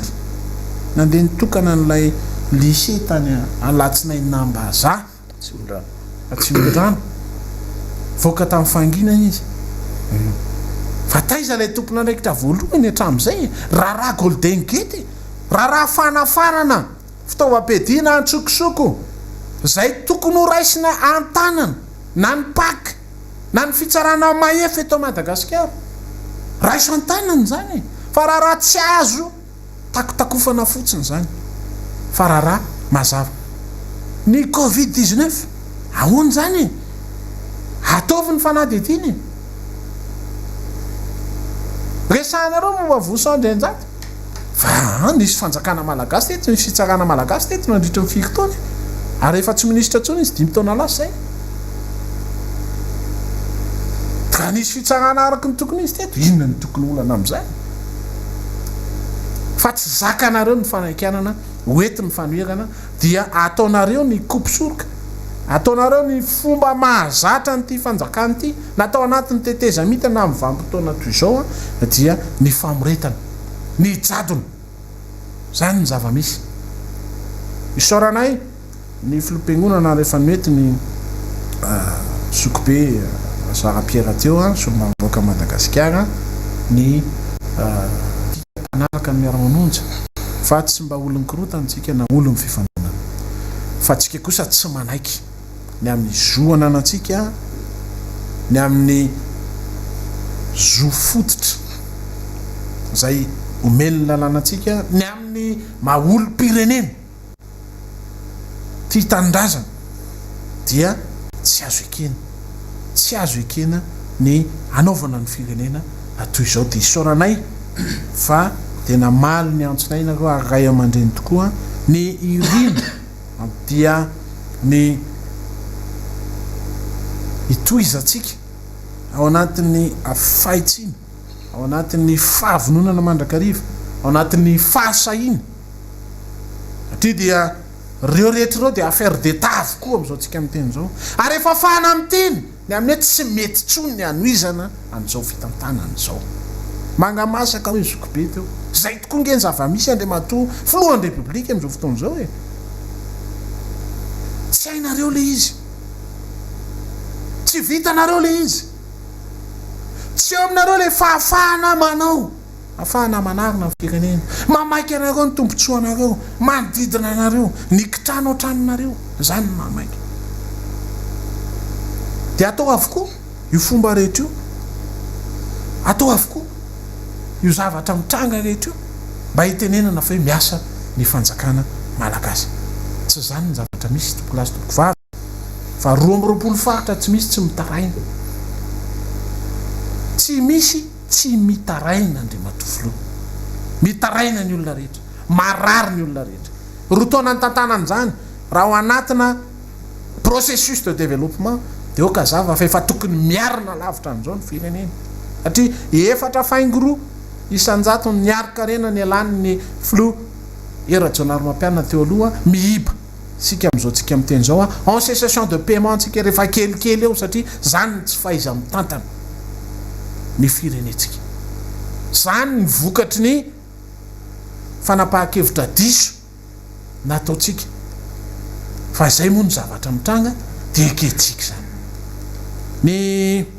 amaranako azy amin'ty anio tya dia le makasika n'lay tenina Andriamatoa Angelo Velonarivo zay général préfet Anatananarivo zao ihany Andriamatoa préfet fa voalazako teo ny momba ny rara 73 député ary rehefa nentsana ny rara dia fantatro tsara fa ianao sy ny premier ministre lehibe ny gouvernement tamin'izany vanim-potoana zany Mahafaly Olivier dia naome malalaka ny hetsika natao tamin'izany fotoana zany rehefa nisy affrontement teo amin'ny adiny ray adiny roa teo zay tsy mitady fifandonana fa mananjo zay amin'ny mampanao politika amin'ny maha olom-pirenena marary anay ny zava-misy dia tsotra misy ny kianjan'ny demokrasia azona iasana azona hitenenana dia sokafo zany satria ny tantara tsy fanadina tantara tsy azo adinoana ary tsy azo fafana ny tantara fa naiza firenena dia misy ny atao hoe place de la démocratie any Bastille misy aiza misy zany place de la démocratie zany no ahafahan'ny olona maneho ny hevitra ankalalana dia meo ankalalana zany ny fanoherana miaraka amin'ny miara-manonja fa izay dia ho avy eo zay ary ampilaminana nanaovanay an'izany anaovanay antsoantso manerana an'izao tontolo zao marary Madagasikara sahirany Madagasikara potiky Madagasikara mivoaka ny arena amin'ny Madagasikara tsy mandeha makany amin'ny tombontsoany rehetra zay no atongavana io iteny an'izany anamafy an'izany ary ampafantatra ny voaka malagasy ny fanaovana politika kitoto jilamboto zay tsy ekenay eto amin'ny firenena fanery manatany ety ihany koa izy dia ainy Erika Randrenaivo dia kanao vetrany fandraisako teny ia mankasitraka Sokiky Maxime na amin'ny fitenenana manantitra trany ny arabo ao ny voaka malagasy manaraka tsy tapaka ny miaraka manonjana ny eto toerana na ny andafy kopatanana ho anareo 67 am'izao satria manaraka nareo amin'ny fivoaran'ny toedrara niakatra ihany ny tena tsy salama satria fantatray fa ianareo dia tena miompo aminay profon'izany namana Guy Maxime faniraka zafy manatany rehefa mivoaka ny vaovao omaly tamin'ny gazety ny mahakasika ny Zokobe Andrinjato dia nisy reny mpianakaviana safotra teony eo izany hoe tena efa any anaty fony le vahoaka mihitsy ilay ekipa ny miaraka manonja sy ilay hevitra voizy nato anatiny zany vahoaka mandinika reo no amapazanao laiko ny lainga ohatran'izany na nivoaka eto aza mety ampatahotra kaoka mba tsy fanasoketany amin'izay eto moa zany de mbola tsy fantatra ilay olona tsy fantatra amin'ny sandoko andraikitra nahoana fa de efa nalana moa zany le olona efa niala daholo eo amin'ny 356 eo le olona de avy eo misy olona ndray koa manantona andreny mpivarotra reny de ny hoe manolona marobolany hoe mandohan'izao nareo de mahazo miverina mivarotra ka toejavatra ohatran'izany ao anatin'izao fahaseranana mafy mianjady amin'ny voaka malagasy izao andray kely ny momba ny paramedy ny tena satria mizaka nitseriny any koa izy eo amin'ny fitakinany zoany izany hoe le zoa io takiny io tadidiko tsara tamin'izany fotoana zany rehefa samy tao anatiny amiany areto tena manahirina de tandomindoza zany ny fahasalamam-bahoaka ny fahasalamam-bahoaka ifotony mihitsy satria ireny paramedy reny no anisan'ny misahana sy miandraikitra n'izany hoe vahoaka iny ifotony zany amin'ny alalany CSB ka manahirina tamin'izany fotoana rehefa tonga ny famatsim-bola na manafanira zafy manatany de notenenina mihitsy tsy mampaninina tsika izy fa ny hoe ny olona tokony priorisena ao anatin'le indemnisation no natao tsirambona natao ankilabao ka zay hoe tandomindoza le ain'le voaka malagasy tamin'ireny fotoana ireny de nitany saina hoe omena ny mpitatitra tsy mampaninina zany satria tsy afaka ny asa ny mpitatitra fa nampime omena ny mpivarotena tsy ny miara manonja no teny an'izany ny mpivarotena izay azo atao hoe marina fa mety misy fahaseranana fa eo ihany koa ngamba ny sitrapo ara zany zavatra hoe resahany zany somary manahirana sy any na ny tena azy membakavaka miresaka azy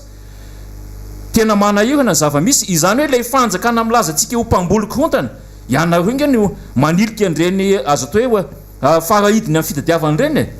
ny mpitarika sarety ny mpitarika posy tsy misy asa noho ny tsy fisokafan'ny orinasa isan-karazany fanakatonana moa zany mazava ho azy de ianareo no mambolokorontana amin'ireny de lazaina fa aty amin'ny miara-manontsy ary voatena hatraminy hoe manafitra fitaovam-piadiny président Ravalomanana ray aman-dreny mipetraka ao amin'ny tranony izay ataonareo tsara ambonao ary mino izay efa nany telefona ampiasaina azy efa enonareo daholo zavatra resahany ao tsy mahaneritreritra na de nyray mandeha akory azy ny hoe iresika eto amin'ny miara-manonjy ka aprisika ny voaka malagasy zao atao na zao eritreretina tanterahana fa izany eo amin'ny fahefana sary de efa tena entre libre sortie bananaka mihitsy volamena ny voakanareo tsisy pahita de zao nareo milaza fa ny mpanohatra zay tsisy ao anatin'ny fahefana lazainareo fa manafatra fitaovam-piadina mampime amina izy ity de zao efa nanao tavitra ireo olona ty alohany amin'ny hoe fampidirana fitaovam-piadina antsokosoko zany nanakolazaina daholo ny tompona andraikitra tamin'izany fotoana zany zay ontantana ny firenena fa nenareo amin'izao fotoana zao olona hitsangatsangana de hitatsika tsara fa narentirenteny ireny fitaovam-piadina mahery vaika tena mahery vaika mihitsy olona hitsangatsangana ary hoe voalazany député teo hoe efa voalaza mihitsy na ny lalakali azy izany hoe iza no mieritreritra ny amony voaka malagasy eto raha ohatra zany ka misy sendra olona sendra mamy ohatra ka vilivily teny amin'ny lalana tany teny amin'ny lalana teny na manafanira zafy manatany mety tsy ho haitsika izy zavatra nisy tamin'iny fotoana ny asabotsiny izao moa efa hita taratra mihitsy ilay hoe ady atrano fa na manao n'le radio tambatra azy ny ministère-pia tsy mahafantatra ny koa ary tsy manao azy mo izay manana radio sy gazety afaka mikirakirana fa de mampime amin'ny fiteniny jatovo ny zava-misy le zavatra teneninao de tsy misy afa-tsy mifanasokitana asa rehefa amin'ny enizy ny code de la communication de ampiarina fa rehefa amin'ny enizy de mandeha fa hoany fotsiny misarika ansaitsika voaka malagasy satria eny an-dalana eny de manontany foana ny olona hoe rovina ihany efa anteneniko teto hoe tsy hainy le dika le rovina ihany ary tsy fantatra hoe inona le rovina ihany fa isika voaka malagasy no tokony fametana ny fanampy amin'izao fahaseranana menjata amintsika zao ny hoe aoka tsy andairana tsao aoka tsy marivo salosana aoka tsy hoeritreretina atao fitaovana politika foana de ampiadina ny samy malagasy mialatsiny somary foezika eo ny tenako satria mba tsy ao anatin'ny tsy fahasalamana moa mekanao avy hatrany ny fitenena na manafanira zay manatany dia miraba zany amin'izao fotoana izao isika reo mpanaraka ny miara-manonja rehetra manerana izao tontolo zao ny any ivelany any ampitan-dranomasina amin'ny ora rehetra zay handraisantsika ity miara-manonja ity miaraba ihany ko ny enenivony fiarahamonina malagasy rehetra eny ny amin'ny fanjohitsika hatrany ty miara-manonja ity indrindra moa nareo zay any amin'ny faritra dia manao ny ezaka rehetra mihitsy ny karaha ny nampitaina tamin'ny isika taty amin'ny miara-manonja dia misy aminareo zany no mandray mivatana ny miara-manonja amin'ny page Facebook ny MBS sy ny AZ Radio ary dia mampiasa reny écran reny na ny amin'ny alalan'ny PC zany na amin'ny alalan'ny ordi portable dia mba ngezangeza ny sary ary mampiasa speaker zany ngezangeza ihany koa ahafahana mamoaka mafimafy lay feo zany zay raisinareo mivatana amin'ny alalan'ny fampitana mivatana zany amin'izay page Facebook izay ary dia marobe no mitangorona manaraka izany ao anatin'izao fampitaka-kafatra fanazavana fanadiadiana fizaram-baovao ataon'ny ekipa ny miara-manonja izao zay ngamba everina fa tsara hosena fanamariana ao anatin'le hoe amin'ny fofeny fitiavana tokoa satria dia mahay manao fandaminana isika rehefa ao anatintsika izay hoe misy zavatra mangetaheta na misy zavatra karoatsika ny fahamarinany dia haitsika manao fandaminana takan'izay fa nasehotsika tamin'ny fahefatry ny faheniny volana febroary lasa teo tamin'ny sabotsy zany dia na inona tranganjavatra naseho nandritry ny fotoana iny satria raha ny tena eritreritra angamba ny teo anivon'ilay fitandronan'ny filaminana dia tsy nihetsika atao amin'ny magro tanjombato mihitsy itsika raha ohatra ka reny endrikendrika mobilisation na fitaovam-piadiana ireny no asiteny fa dia isika moa zany dia afaka nandeha zay afaka nandeha fa zay voatohana teny amin'ny lalana teny dia voatohana kanefa dia nikarikevitra arak'izay mamety sy mahatsara isika dia nitanjona ambonina dia hoe handeha hieno ny fanazava-kevitra ary hanao an'izay fitsangatsanganana ny miara-manonja zay dia tonga isika ary tanatin'ny fodina ihany koa dia tsy nisy izay hoe fihetsika mamoetra samy hafa zay vany amintsika na dia teo arany mety ho fahasairanana sy fahatsompanantenana teo amin'le hoe norarana na nosakanana ny dia zay ny andehanantsika nandritry ny fotoana iny zay no ela fa raha hiverenana ny adevitra zay andresahangy Maxime teo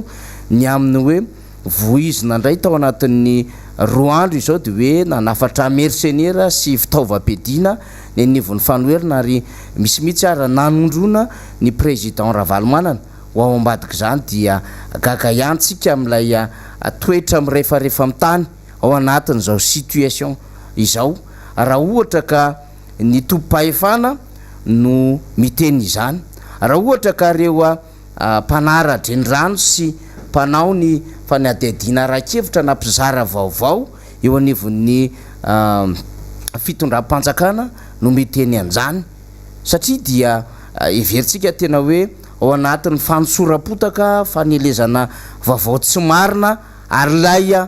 fanondronatsika io milaza vaovao tsy marina na manelotsao dia mazava zany amin'izao fotoana izao fa any amin'ny zareo no misy an'izany raha ity tranga anankiray na fitaovam-piadiana sy fanafarana mercenaire ty anafatra fitaovam-piadiana amin'ny lafiny inona moa isika zay tsy manana fahefana kely akory ary inona no handanitsika fotoana an'izany efa niporofon'Andriamatomarika Ravalomanana sy ireo mpiaradia amin'ny sy tetehany vony fanoherana fa rehefa sahirana ny tany atsimo dia nanao téléthon no nataon'ny fanoherana sy ny antokotiko Madagasikara ary Andriamatomarika Ravalomanana teny amin'ny toerana Magro teny Beoririka zany ary dia izay azo tamin'ireny sy tao anatin'izay tsingeritaona anatyrahan'izay no nandefasana an'ireo ekipa zay nanao ny fanaterana ireny fahatsiarovana reo malagasy zay mosary tany amin'ny faritra Tsimonosa zany ny zavatra natao taty amin'ny lafin'ny fanoherana zany ary tsy mbola nisy eritreritra na dia indray maraina ara teo anivon'ny fanoherana ka nanisy ara ny fanaovana tatitra tamin'ireo asany solombavam-baoaka zay faharitan'ny lalàna amin'le hoe solombavam-baoaka ny Madagasikara dia manao tatitra orin'ny fitaom-piasana na ny fivoriana ka na dia niseho tamin'ny endrika fanakatsakana ary zany dia tsy mbola nanohitra an'izany isika tsy mbola nanao teny mahery na teny masika isika tsisy mihitsiny zay mety fikasana hanohitra na mety hifanehitra amin'ny tandro filaminana zany no ilazana fa opposition intelligente no misy eto Madagasikara ka inona zany no ilazana amin'izao fotoana izao fa nanafatra mercenaire na nanavatra fitaovam-piadiana Andriamatoa Garavalomanina sy ny fanoherana. Efa mazavany ny fanadiadiana mikasika an'izany fitaovam-piadiana zany nataon'ireo vondrona parlementaire zay nanangana ny komity ny fanadiadiana na ny commission d'enquête parlementaire makasika ny raha fitaovam-piadiana. Ka sao de zay lafonjavatra zay manitikitika atsika. Sao dia manelingelina atsika amin'ny akabeany miamafy amin'izao fotoana izao ny fanonjanonjan'ny vahoaka manaraka miara-manonja ka ianareo no kibokobin'ny zavatra miainga any ambadika any amin'izay mety ho fikasanareo efa tamin'ny taona 2024 sy izay efa pratika nataonareo talohan'izay dia tianareo averina dia ampabena ny tenivony fanoherana zany. Tsy izay no azo amin'izany fandrika izany, tsy izay no azo amin'izany fotopisainana amin'ny rehefarehefa amin'izany. Ary zahay ihany koa dia mieritreritra mandrakariva ny hoe malagasy manana ny zofeno ny malagasy ka tsy malagasy dia hoentina amina ady maloto na hoentina amina zavatra tsy mendrika azy ny vahoaka malagasy. Satria itsika dia mametraka araka ny efa fanazavana matetika ny hoe harena ny olombelona, ary zay harena ny olombelona zay dia kajentsika mandrakariva ki Maxime zany lafin-javatra zany. Fa ny zavatra manahirana ny olona amin'izao fotoana izao dia ilay pauvreté généralisée, ilay fahantrana miopapana hitan'ny vahoaka malagasy ny firenena eran-tany. Ary mazava ny nambaran'ny gazety Le Monde tamin'ny omaly raha namoaka izy ny lahatsoratra mikasika ny hetsika nataon'ny miara-manonja tamin'ny 9 febroary teny Amerika Sina hoe tena vahoaka betsaka ary marobe nanatrika izany nataon'ny fanoherana izany. Dia mazava ny fanazavany ihany koa mikasika ny fahadisopana tenana samihafa zay nateraky ny fantrana lalina eto anivon'ny firenena. Tsy isika ny namorona fa ny mpanao gazety any ivelany mahita an'izany. Ary zany ny lazaintsika hoe pauvreté généralisée misy amin'izao fotoana izao. Dia la preuve n'izany ki Maxime io tsika amin'ny laharana faharoa aty amin'ny farany io. Dia raha mihaino zany tsika amin'izao fotoana izao lay fanohana kevitry ny mpanohana amin'ny fitondram-panjakana na ilay mba mihevitra azo mpanadiady dia ny amin'ny hoe zakorotanina ny firenena fa efa maika ty ahita fampandrosoana ny vahoaka malagasy. Dia gaga ihany tsika mieritreritra an'izany aty amin'ny faharoa taona nitsangana n'ilay fitondrana na nipetrahan'ilay fitondrana zany vao mieritreritra hanao fandrosoana ve zany ilay fitondram-panjakana. Fa raha iresaka ianareo manao hoe efa mandeha ny asa samihafa, efa mandeha ny sekoly, mandeha ny lycée, mandeha ny EPP samihafa, mandeha ihany koa ny tetezana kely sy ny lalana pavé sy ny sisa, efa nahita grand travaux depuis l'indépendance sa ny vahoaka malagasy tompoko. Efa nahita an'izany izy,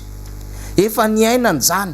ary nanana lalana 1000 kilomètres izy, efa nandihana an'izany. Nanana bâtiment mpanjakana maro be izy, efa niaina an'izany. Ary tsara lavitra no zay ataonareo amin'izao fotoana izao. Ianareo moa mandoko ny tena hainareo sy manao design rehefa avy manao an'ilay maquette iny dia ohatrany hoe ino ny tena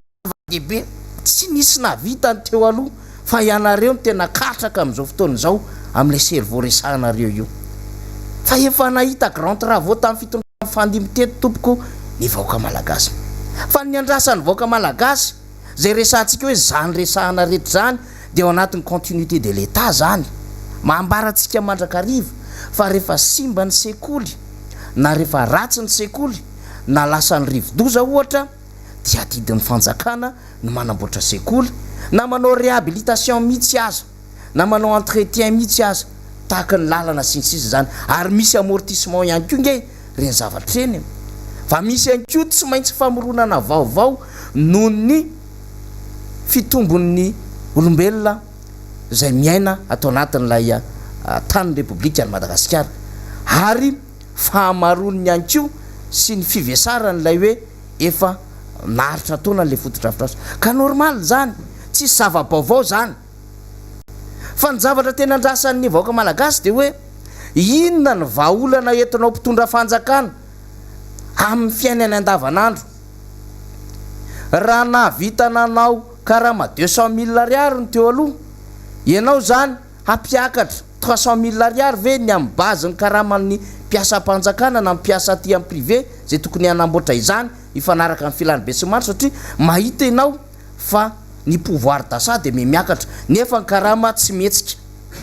zany ingeny ny andrasana mitondra fanjakany karamanana cerveau mitondra fanjakana surtsika Guy Maxime fa misy économiste mahay eo anatin'ny fitondram-panjakana mikajy an'izany fa tamin'ny faranteo niditra tamin'ity taona raiky amin'ny 24 ity tsy nisy fampiakarana karama amin'ny mpiasa-panjakana zay mpiasa-panjakana efa mbazatra nahazo na de tsy solution ambary amin'ny mpiasa-panjakana manjakarivo ary za 10% zany na 7 na 8% zany fa ozy mpiasa-panjakana hoe efa mba kely aloha fa tamin'ity ndray mitoraka ty tsy nisy de maneritreritra hoe ndao fa mba hokitiana ho atsarainy zay fa tsisy an'izany amin'ny akabeany ahoana no ataon'ny fitondram-panjakana mahakasika ny toe-karena amin'ny akabe mihitsy indrindra ity fiakaran'ny vidim-piainana mitangana zay tsy izy ity à 100% ny amin'ny fiakaran'ny vidim-piainana dia manao solution pomady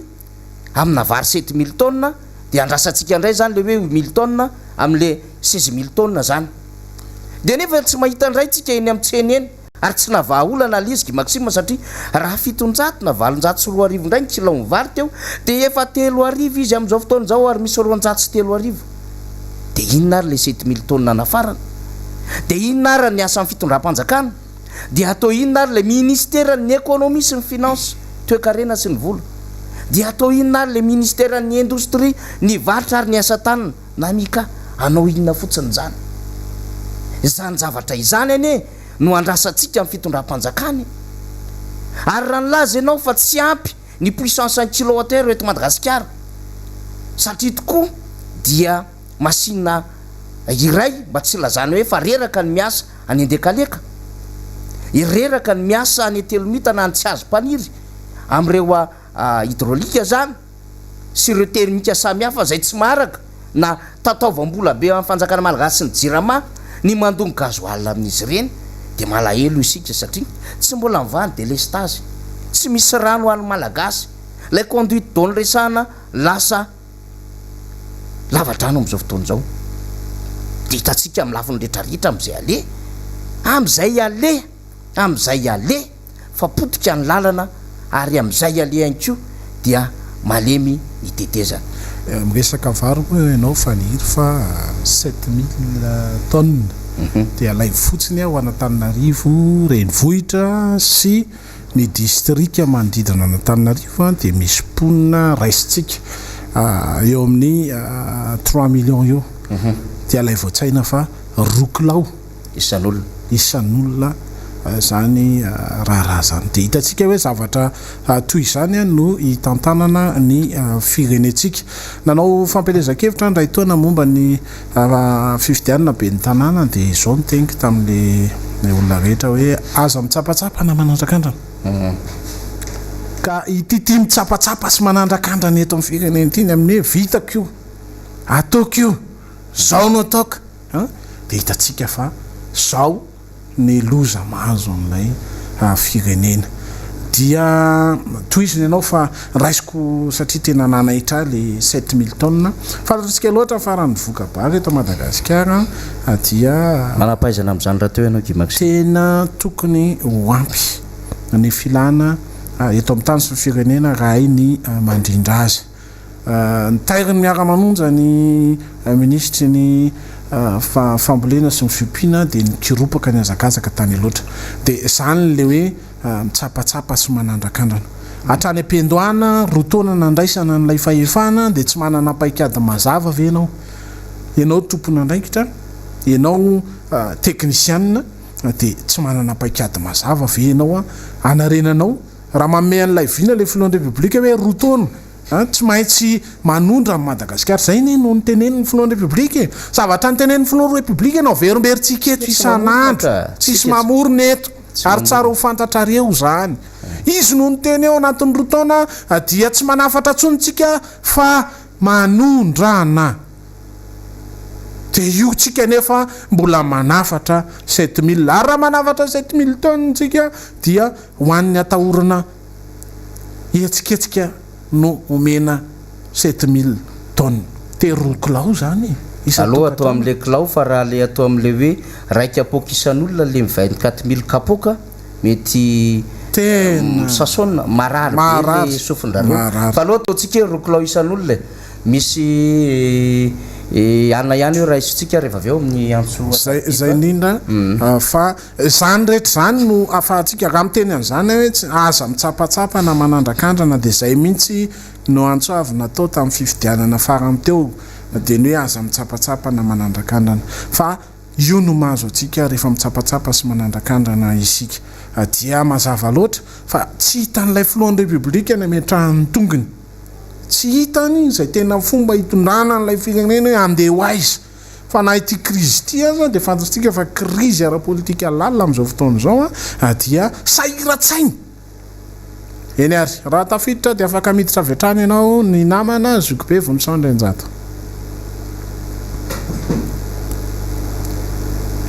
efa tafiditra ianao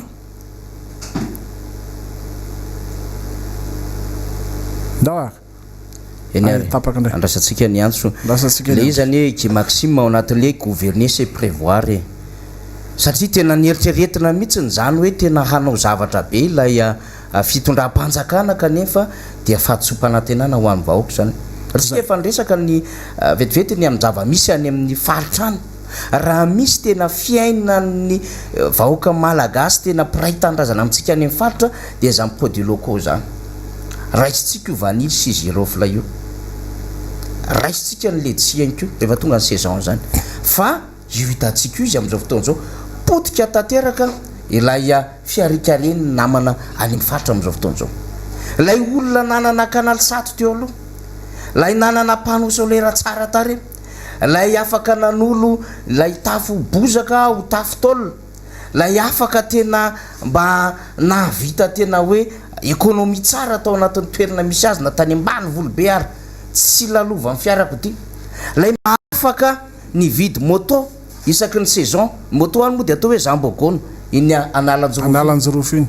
lay moto Honda zany lay tena hoe mahazaka lalana tsara mahadiny lalana tsara zambogono fiantso azy fa am'izao fotoana zao tena hoe tsy nahavita mba nanao économie akoriny reo mpamboly sy tatsa tsy afaka tena vidiny vokatra amin'ny vidiny tena izy reo mpanangom-bokatra ary sahirana raha teo reo demalina zany na reo hoe tena manana an'izay agrément zay afaka manao an'izany asa zany dia hitatsika zany fa tena nisy fiantraikany lalina zany ka tsy tsika namorona an'izany fa zany de ao anatin'le gouverner c'est prévoir misy tsy fahaiza mitatany zany fa raha ohatra nisy fahaiza mitatany zany dia tsy ohatra an'izao ny zava-misy eto amin'ny firenena de mba malahelo any namana satria le fiarikarena mihitsy ny semba zay manahirana mieritreritra an'izay satria tena ny any ambolaniny ireo mihitsy voakitika ao anatin'izay satria reo avatsika reo de mampianajanaka ohatra atsika amina université manakaikaiky ny toerana misy azy mampianajanaka ohatra atsika amina université andreny vohatra ohatra na any Antsiranana na ny Tomasina na ny Majanga na ny Fianarantsoa na ny Toliary na tia Tanarivo na Managy Maxime tikan'izay mandefa vola ho an'ny zanany izy manampy ho an'ny zanany izy ny fianakaviany ary tena hoe mametraka ho zava-dehibe mihitsy le hoe tsy manana ninina andrasany zahay fa itiny anay antonasa tsy moramora ne mamboly lavanila zany sy mikarakara n'zany lavanila zany mbola misy mamaky fleur ane zany mbola misy fiaretatory tena amanandro mahery ane zany amambolana mihitsy any anaty aly satria misy koa mpangalatra lavanila manta maintso e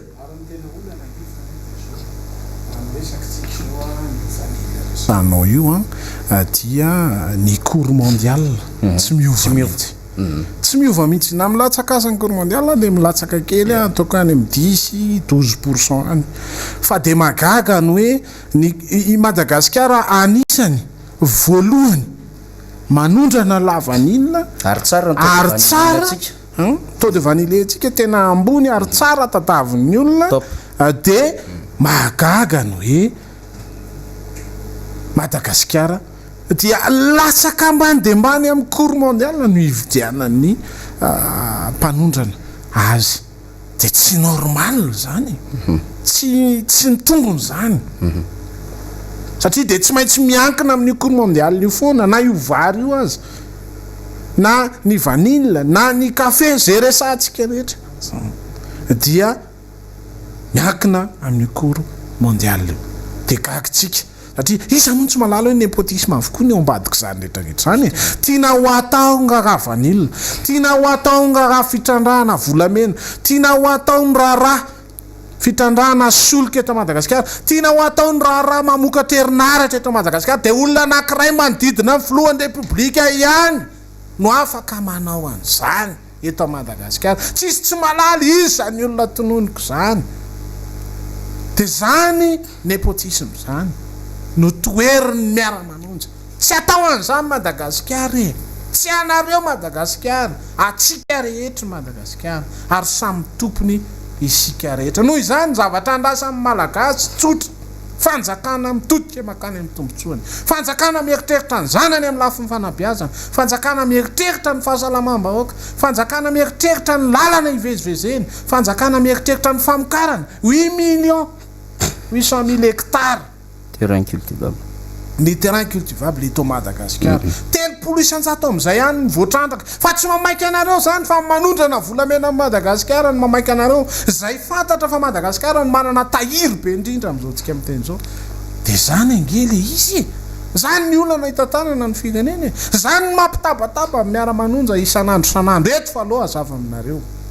ary tsy miala amin'izany resaka zany izahay de eo indray nareo de miresaka avy ny fitantanam-bolam-bahoaka tsy nisy restructuration hatramin'ny nahatongavanareo tao mbola misy gaspillagena 2000 milliards ariary eo isa-taona tsy mandeha makany amin'ny vahoaka zany le fitantanana ataonareo eto hoe zany le kitranotrano resahana eto isan'andro ary tsy emoranay zany anananay proof zany ananany voaka malagasy proof zany satria mbola sahirana izy ny anitsaka ny RN7 na de misy aza ny fond d'entretien routier de miodina any amin'ny zavatra hafa zany ny tsekina faniry zay indrindra ka na miresaka volamena moa ianao Guy Maxime ny zavatra tokony ho fantatry ny fanjakana sy nivoaka amin'ny ankapobeny source intarissable anie zany volamena zany Guy Maxime tsy hoe loharano tsy mety ritra zany fa mety ritra ny volamena marina misy ceinture d'or avy any amin'iny lalana ny Pakistan miodina tia Mozambika sy ny sisiny mandala hatrany Sri Lanka mandalo aty Madagasikara any ambany ranomasitsika any ary nahazo tombony anjantsika nomen'ilay nahary anjantsika fa anjaratsika ny mba mieritreritra hoe inona moa no olona ovain'ny taranaka faramandimby raha ohatra ka hotrohatsika ny volamena ao ambanin'ny tany eo satria nambarantsika efa tsy source intarissable zany tsy hoe loharano tsy mety ritra izany de anjara ny fitondram-panjakana mieritreritra an'izany fa tsy zavatra zay hita rehetra zao de business avana daholo zay zavatra mandalo rehetra zao de ahodina ho saosy daholo ka tsy tonga any am'izay tokony andehanana azy le izy de io hitantsika io mibanaka lay volamena ary ny tena aloha zany raha ohatra zany ka vol clandestin iny famoahana volamena iny de aiza ho aiza moa zany le resaka sécurité sy ny frontière atsika eo anatriany international raha ohatra ka sanatriny zany tsy volamena iny transportena niala teto Madagasikara tamina fiaramanidina tsisy nahita iny na vol clandestin ozy izy ny sasany fa zavatra hafa ao anatin'ny miasa fampirorona ohatra mba azotsika sary an-tsaina ve zany misy danger ngeza be zany ary tsy ny fitondram-panjakana ireny no mivesatra an'izany fa nivoaka malagasy amin'ny ankapobeny mihitsy ary zany de anisany tsy fahaiza mitantana daholo ka io no mahatonga atsika amin'ny teny foana isan'andro fa misy zavatra tsy mety eto tsy ara-drarina eto ka tsisy fahadsoana mihitsy miteny anjany satria andraikitry ny fanaovana politika amin'ny ankapobeny zany tsy nanana fitsinjovana lavitra ianareo ary tsy afaka nareo ny omana amin'izay trangan-javatra rehetra miseho de rehefa misy miteny an'izany de lazainareo fa mamboly korotana rehefa misy miteny an'izany de lazainareo fa manaonao zavatra hafahafa efa ao amin'ny antso atarby ny namatsika raisika avy hatrany ianao Zokibe renjato ato anatin'ny miara-manonja miaraba Zokibe miaraba tsika rehetra voalohany dia miaraba tomafoa malainy dia mianakavy amin'ny fomba ahafahana manatanteraka izao ezaka ho fanazavana ny sain'ny vahoaka malagasy manoloana ny antso izay ataony mpitondra fanjakana tsy malala olona rehefa diniantsika ny vaovao rehetra elona fanjakana dia fanosorapotaka ary satria tsy amaly any azy zany na ohatra ka ny tena marina nefa moa zany a dia voaterina zava-misy satria dia tsy maintsy mitondra ny feo ihany manoloana ny raha mitranga amin'izao mikendrikao. Ny zava-misy dia andrainjato sy manao passation tamin'ny lalatiana Rakotodrasafy ary teo anelanelan'ny andehanjato sy lalatiana Rakotodrasafy dia nisy minisy tanakoroa. Ankoatran'izay ny note de passation izay nifanaovako tamin'ny Jacques Beroli Mercia dia ambony uniforme ary nijagana mihitsy tamin'izany fotoana zany dia amin'ny hoe inona dia mahamaika an'ity ministra ity hiala ao anatin'ny ministera ao anatin'ny tapakanjo satria avy hatrany dia niantso ny ministra Beroli Mercia tonga avy ianao zao raha ohatra ka vonona fa efa vonona ny amin'ny passation rehetra. Ny arivan'iny amin'ny efatra teo eo no nahazo antso amin'ny efatra latsaka fefany mahazo antso hoe tsy ministra tsony ianao dia avy hatrany dia miverina tany amborao dia ny antso ny ankizy dia nitomona ny entana izay tokony ho anjarako tao anatin'ny ministera boky ny document etc etc. Dia efa niantso ny ministra Beroli Mercia hoe amin'ny fotoana avonanao na raha pitso vao maraina dia efa atao izy moa no nilaza hoe aleo ny atoandro na hoe raha afaka pitso fa mbola manomanana sy ny etc etc zaza dia miandro fotsiny dia tokony atao. Rehefa vita ny passation dia naveriko avokoa ny tomobile rehetra afa-tsy tomobile anankiray izay tokony ho à dispositionko satria zahay ny règle de courtoisie dia pajero vaovao be anankiray no nitazomiko fa nisy maromaro ireo pajero reo vaovao izay nampiasaina tamin'ny francophonie sy ny Tomeza dia nampiasainy directeur généraux sy ny directeur ny ministère ary fantatsika fa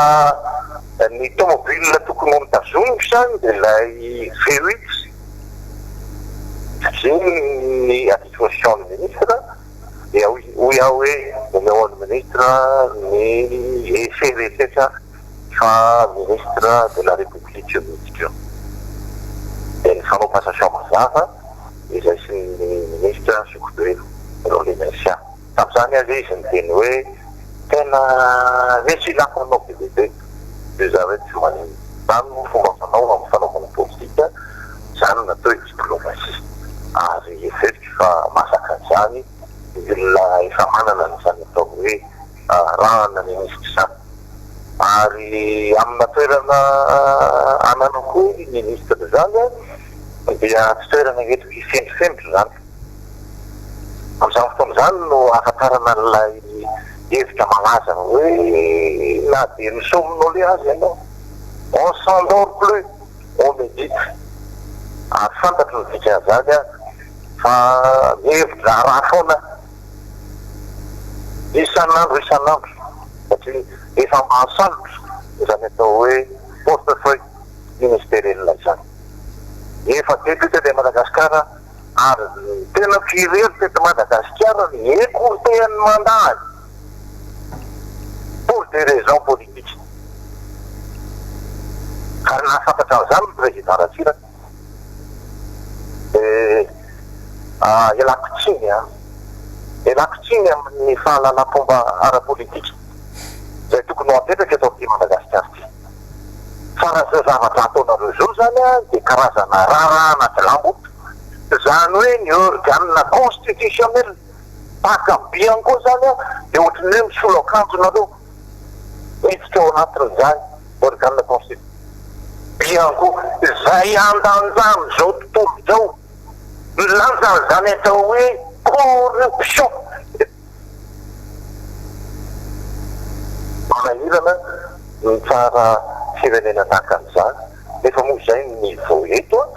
efa tery tsy maintsy ny teny a ce qui s'accuse ce qui s'excuse s'accuse rehefa niatreritra mafy alina tena tokony tsy amaly an'io a fa atramizay ara patriky ihany a fa maninona koa tsy te jery a mivadika télévision rehetra ny gazety androany tontolony azy de zany tsy mba misy recoupement ve normalna ny asa fanaovana gazety raha tsy manao recoupement izy satria sosa enana de l'état central ny sosa azo ny nahoana moa ny tsy adoakany azonany zany eo amin'ny fomba fanatanterahana raha zany raha ny méthodologie bricoleur ohatran'reto ataon'reto fomba fanjakan'reto ny zavatra mifanga de ny olona moa tsy maintsy azavana ihany satria ny olona mahita zavatra de tsy maintsy miay izy hoe zany tokoa fe tsy asika an'ity tsy maintsy tazona zany tomobilina fotony zany a mila manazava ary mino a fa mbola ao anatin'ny devoir de réserve angamo ry zareo a na mbola ny fotoana fanjakana central satria lasaka katereny tena lasaka katereny ny fanjakana io zavatra tena tsy tokony aketika azy ny ma satria presque izy de hitaiza vahoaka eto Madagasikara da sahala am'izany fomba hitondraman'ity firenena ity tena hoe tsika makany amina tsy fahalala fomba tanteraka ohatr'izany hoe mitsangana daholo ny voliko maheno an'izany mahita an'izany circonstance zany hoe zao sisa zay Madagasikara zao sisa ity Madagasikara tiky ty satria misy de l'état de avy zany de mandola tsy maimbo ohatr'izany mandola tsy maimbo da ny marina inde tokony tsy misy mivoaka ny gazety mihitsy misangy zao mitady justice juste ndraindray ia ahoana moa maninona ny frantsay tsy avelany tsabatsabahany rehetra tonga fanjakana ingakirafany rehetra ny katikatirana-ketatra ny nagnetsaka ny présidence de la république no mividy an'ireo nanaovana passation tamin'ny dafo zany ary ny dafo zany a de anakyanao fotsiny hoe de hoetanao any monsieur le ministre fa zany ibabany tolapetsy ny OFPM de tena mazava ny tenika iny tena antendreny rajoelona ho ministre io communication io fa tsy namaitsy mihitsy satria mbola tanora loatra tamin'izany a indrindra tsy nifanaraka tamin'ny fomba hitambanany firenena zay satria tsy azo amboarina ho ny OFPM io a fa milona rehetra hiteniteny odolidolo ka nahoany tsika arangeny zava-misy présidara valivana nangeny nananganan'io tramboeny OFPM io fika professionnel nareo mihevitra ho professionnel takanay monsieur le président no miteny ohatr'izany de tsy mety amin'izay zato zany za ministera hafa de mety nataoko zany ary tsany tenenina zany ferona velona teny an'izany je preuve député no zatsy mety satria manao parifiny any am'pasitera ngeky fa manao enregistrement ao anaty io amin'ny alalan'ny adiasy a de mampalahelo a le technicien mahita ny ministre zany zay tenako tonga de modalo izy de samitsika mba mitsara tena am'izany sy ny ministre zay zato zany tsy mitsikitra tam'izany misy olona manao défaut amin'ny resaka satria ny tenako zany zay nanao an'le code de la communication fantatry nydikan'izany hoe manangana lalàna zany mamorona lalàna zany hoe la mamorona lalàna ngeny ny kasan'leloha ratsiraka nanala ny censure atao anatin'ny fampelezakevitra tany mahazangana fa 20 ny volana février fito amby valopolo sivinjato sy arivo nametaka ny empêchement de izy ny empêché voalohany fa fantatry no atao hoe règle initiatique atsoko fotsiny mihitsy izy dia mitena hoe tandreny ary ny ezaka azo atao aloha ny tolérance Madagasikara ndreky hoetitsitsy ty Madagasikara tsitsy ty raha tsy hainao hoe tsy ilaina akory ny lingilingy tondra ny ty Madagasikara dolidolo ty Madagasikara ty dia hoe ny hôtely gasy rehetra fafao hoe tao Analakely tamin'ny vanim-potoana 10 taona lasa zany a efa inona naovany azy dia rehefa aveo misoloany Duralex dia zay vao mahatongatonga zany le pikibany sy ny cadre moyen dia zay vao manana dia mivadika katiakatry ny sikam ty izy dia vita tsara arifombo reny zany dia tondrany daholo io arabe rehetra io sasany tena sasany dia efa manao blouse izy sy metetretrety dia efa mba midiny eny manao cravaty sy mikapa fa anao le izy tompo hainao hoe Madagasikara sa tsy hainao midikana atao hoe fahadiovana tsy décret teny fa consensus social mafarafaratsy ny miainga tany ny olona ny mahavotra kely vao mandora paraky dia ao ambany tsy no atao hoe zay no atao hoe nefa ary ivelany ty dia tsy fantatra reo midikan'izany ny mila mihitsy miaro vata fa satria tena afo be manoloana eo tena afo be manoloana eo fa raha matinareo azoko be ndrenjato a nitondra n'izay fanampanazavana zay satria ilainy zany mba tsy ho tompotrano mihony gasy miara-manonjy tena marina zany hoe pitibany mbola replay boskik na sery ina daholo moa zany reny tamin'ny fiteny taloha reny misy tsy naharaka zao eny tsy fafata izy le miteny hoe tonga daholo izy ny pitibany rehetra zany hoe le cadre moyen zany io sy le manao cravato rehetra avy eny an-tanina renina sy ny avy eny ambondrina sy manodidina rehetra iny zany le mpiasa avy any amin'ny ministera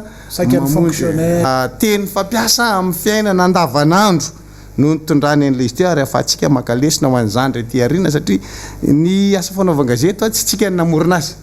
ny fahaiza manao tany aloha ny zany rety ariana ary manaraka an'izany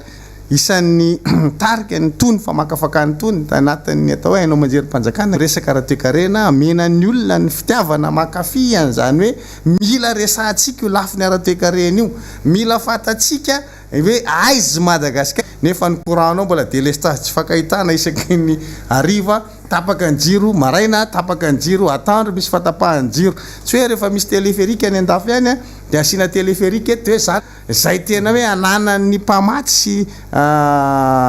ny fournisseur zany le tikitenina amin'ny mpamatsy io le mpamokatra an'le anaratra atrosa tsy hitanavanava Madagasikara ohatrany ahoana moa zany le raisiny fa tsy hoe Madagasikara dia ataoko copie-coller amin'ny zavatra hitako atsy ala réunion Madagasikara ataoko copie-coller amin'ny zavatra hitsako amin'ny nosy Maurice marina fa kely roany izy a ny seranam-piaramanidina efa lasa lavitra be no seranam-piaramanidina ivato ny anao ary seranam-piaramanidina vita eo ivato mba manatsahana ny olona anaovanao resa be nisy toe-tsaina be da be zany a mila tezainy eto amin'ity Madagasikara ty ary mila fatarina mialohany anaovana zavatra anankiray ary izy miralatsy hoe vokatry ny fampiasany ny fahefana mpanatateraka ny rafitra mpitsara eto Madagasikara noho nylay hoe tsy fisiny ny rafitra fisara-pahefana mazava fa lasa fisara-pahefana fa tsy isy hoe misaraka io fahefana io dia tena hitako mihitsy mpitsara eto Madagasikara fa malala fomba le malala fomba nefa ny azy zany dia asa mpanatateraka fantatry ny mpitsara ngefa tsy mety io zavatra saina ataon'ny mpitsara io e fa tsy mamaly izy fa inany ataony taterahany le izy dia hitan'ny olona hoe namba ahitany mpanara-baovao ahitany vahoaka rehetrarehetra fa ilay rafitra mpitsara dia honorable Anitra Razafy Manantsoa amin'izao a miarabanao maître ianao moa zany dia isan'ireo ataontsika hoe entinao amin'izao atoandro zao a dia raisinay mpitiavana ianao maître miarabanao dia faly miarabantsika rehetra amin'ny studio a dia faly miaraba ihany koa ny mpanaraka ny fandarana kanefa tao anatin'izany fandehanana zany no tsara fampizarana ny zavatra mitranga aloha zany hatramin'ny ankeo maraina ny ala ny tenako a misy hoe tsy maintsy adidy tsy maintsy alehantsika ary tafiditra ao anatin'ny fanatsarana ny zavatra zay ataontsika zao sy fanataterahana ny fiarahamanonja dia nanomboka ny antsoday sy fakatsakana, misy ny gendarme manakana ny fiara zay nisy ny tena koa, maka sary a, maka ny papier automobile zay tandro ny filaminana ny gendarmerie indrindra satria amin'iny lalana zay andehanako zany dia route nationale. Dia misy baiko avaly hoe alaivo ny papieny a dia miandreto aloha nareo. Rehefa ela teo dia tsy maintsy nandeha any ary any amin'izay lalana rehetrarehetra any. Eo moa tsika zany dia efa mahafantatra hoe tamin'ny herinandro iny efa nalefa foana ny resaka fa hanao restation hanao an'izao atson'izay rehetrarehetra zao a, dia ny fiverako azy zany dia efa manao hoe fony vy. Dia izay fihetsika izay no tiako zaraina aloha amintsika rehetra na zany na tsy zany a, ny tenako tsy ao amin'ny studio amintsika miteny zao, fa izany zany any amin'ny mpitondra fanjakana dia efa fantatritsika manao zay fomba rehetra izy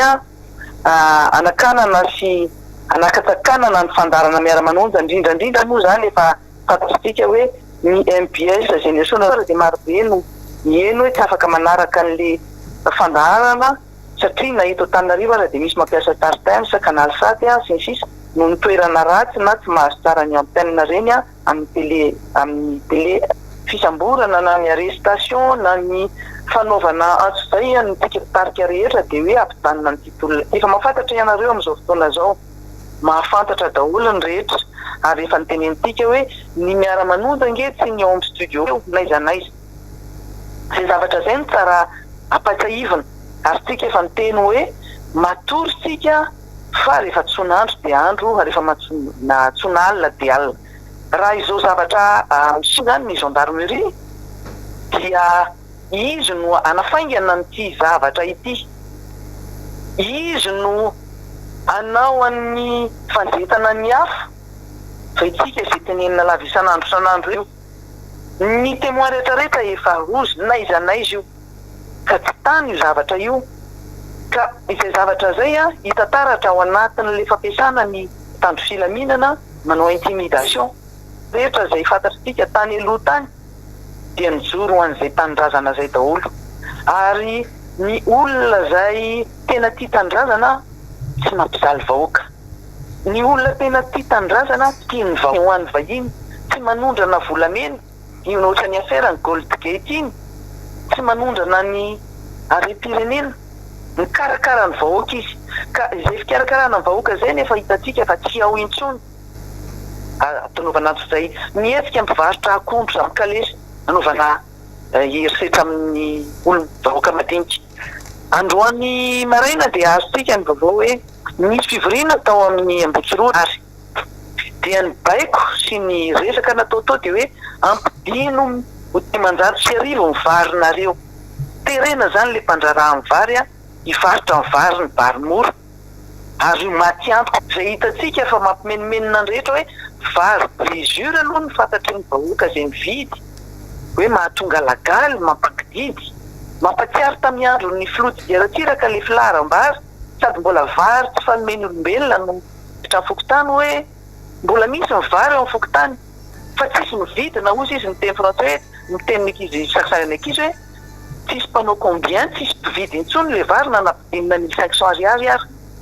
satria tsy mendry lafo ary. Dia zay fivoriana zay no nataon'ny taritin'ny italien serasera ny président Saomaly hoe terena amin'ny mpandraraha ara-bary rehetrarehetra amin'ny varibary sy ny opérateur économique neky ny mpandraraha hoe ny vidianana io vary io tsy ohatr'izany mihitsy fa zay tsy ho terenareo amin'izany fa ny loza dia ity. Tenenin'ny ramatoa italien serasera ramatory na Rakotomanga moa zany dia hoe omety ny tadiaviny dia izay koa efa vonona amin'izany. Averiko tsara le tenin'ny ramatory na omena iray volana ozy izy miara-manonja io ary afaka iray volana tsy misy miteny intsony. Raha ady no fantatra an'le toe-tsainy le mpitondra fanjakana ary le manodidina an'le filoham-pirenena. Ohatr'izany le toe-tsaina entina mitondra an'le firenena fa tsy mikataka an'le vahaolana maman'le olana zay ny amin'ny fifidianana. Zay toe-tsaina zay no entina nanaovana an'le barofa amin'ny fifidianana ary natonga an'le filoham-pirenena ny teny hoe za dia tsy maintsy lany na iny kidona na iny kitranga. dia lany amin'ny fomba ara-dalàna dia mbola ohatr'izany le fiteny, mbola ohatr'izany le fomba fisainana. Tsy mieritreritra koa hoe inona ny vahaolana amin'ity zavatra efa mamay be ity, inona ny vahaolana amin'ity zavatra manao politika izay tsy fantany akory na momba n'iza na momba n'iza, manao ny asany no hany manao an'izay vava tsy ambina ohatr'izay. Ka eto a ny adidy tsy maintsy atao a dia tsy maintsy tanterahana fa mivonona amin'ny rehetra ihany koa, satria mandeha hatramin'ny resaka hoe élimination tsy misy tompony ny aina ny olombelona. Mety ho azonareo amin'izany ny hafa fa samy manompo ny Andriamanitra moa io ny anay Andriamanitra ny antsika Andriamanitra ray tompontsika diabolisation atao isan'andro isan'andro. Io moa zany misy ny hoe natangana ny radio Tambabe dia miteny hoe ny ao anatin'ny miara-manonja io dia ianareo dia mpandainga mpanelitsao cybercriminalité andraikitra raha maheno an'le fandarana Tambabe ihany koa fa lainga marivo totitra ary fanelezana tsao mitovy ohatran'ireny tamin'ny 2009 ireny mihitsy ny zavatra resahanao. Resaka eny zareo mety amintsika le izy ary mampirisika mihitsy ny tenako hoe tohizo fa tena tsara no fandarana Tambabe, tohizo fa tena tsara satria ireny no ahasapan'ny olona rehetrarehetra fa hay firenena gaboraraka, firenena tsy misy an'izany fampidirana fitaovam-piadiana zany koa na mesina gaboraraka koa. Nareo nge mitondra firenena tsy mitanohitra ny tompon'ny fahefana amin'izao dia vonaiky nareo mampibarabara ary manala baraka le firenena hoe azay te hiditra ary afaka mampiditra zay tena ampidirana. Zany zavatra zany mahatonga nitsika eto amin'ny miara-manonja sy ny vahoaka miara-manonja rehetrarehetra hoe tsy maintsy mijoro, tsy maintsy miady amin'izany isika rehetra. Sion nareo manao diffusion de ino moa tao diffusion de fausse nouvelle fa misy ny mpanelitsao eto dia mifanjaka tsinganiko manokana mihitsy hoe misy mpitandro filaminana tena mieritreritra ary tena misaina efa enenka efa marobe ny zavatra mitrango ao anatin'ny mpitandro filaminana hoe iny tamin'ny sabotsy iny fotsiny dia fa misy resa be mihitsy hoe tsy tonga any amin'ireo ya nisy fahatapahana izay fidirana mivantana nataony honorable Antarazavy zay fa raha ohatra ka miveriny zay rehefa aveo afaka dia afaka manohy avy hatrany. Azafady fa somary ratsy réseau kely amin'ny lalana dia somary misy fahatapahana kely fa dia mialana tsy indrindra ho antsika rehetra. Araky ny teneniko tao moa zany dia tohiziko le resaka hoe ny fanelezana tsao ny zavatra manonja ty ny fanaratsiana sy fanenjena tao aleo hita mibaribary ho fantatro zao tontolo zao ny ara-tsi-panahinareo, aleo hita n'izao tontolo zao ny ara-tsi-tsainareo fa inona no antenain'ity vahoaka ty amin'izany mpitondra ohatra zany. Aleo zao dia efa misoroka amin'ny zavatra tsy mety toy izay mitapo. Ao anatin'izany ny zavatra tiako zaraina ihany koa izay nataony nandritra an'ireny confinement reny fa ny zavatra mitranga vo mal de mal dia mahita hoe misy profanation an'ireny fasana ampanjaka any fasy Betioka atsiny mampimenmenina ny mito amin'ity firenena ty iverenako ny resaka ina moa zany famotehana ary fanivazibana ny vakoka malagasy, fanivazibana ny kolotsaina malagasy. Sapatika animba le malagasy ny maha-malagasy azy, animba le kolotsaina malagasy ny sotoavina malagasy, animba le vakoka malagasy toy ny nanaovana fanivazibana ny sandana ny sina ny kolio nanalana ny vatro teo efa mandato taona izay efa patrimoine na vakoka ao amin'ny malagasy ny fikitihana ny Ambotsiroatra. Zany rehetrarehetra zany malasa saina ny any amin'ny faritra any moa dia jerentsika hoe maro ny tena ny maha-malagasy atsika, potehana ny boka malagasy écrasena izy hitakitahana mihitsy ny maha-olombelona anazy. Ny zo fototra moa zany dia tsy elazaina ary liberté d'expression, liberté de manifestation tafiditra ao anatin'izay zay tetim-panorona ny mpitondra fanjakana zao. Ka tsika rehetra raha mbola mahazaka ny fahoriana ataontsika zao, mbola zakatsika fa io vidim-bary io,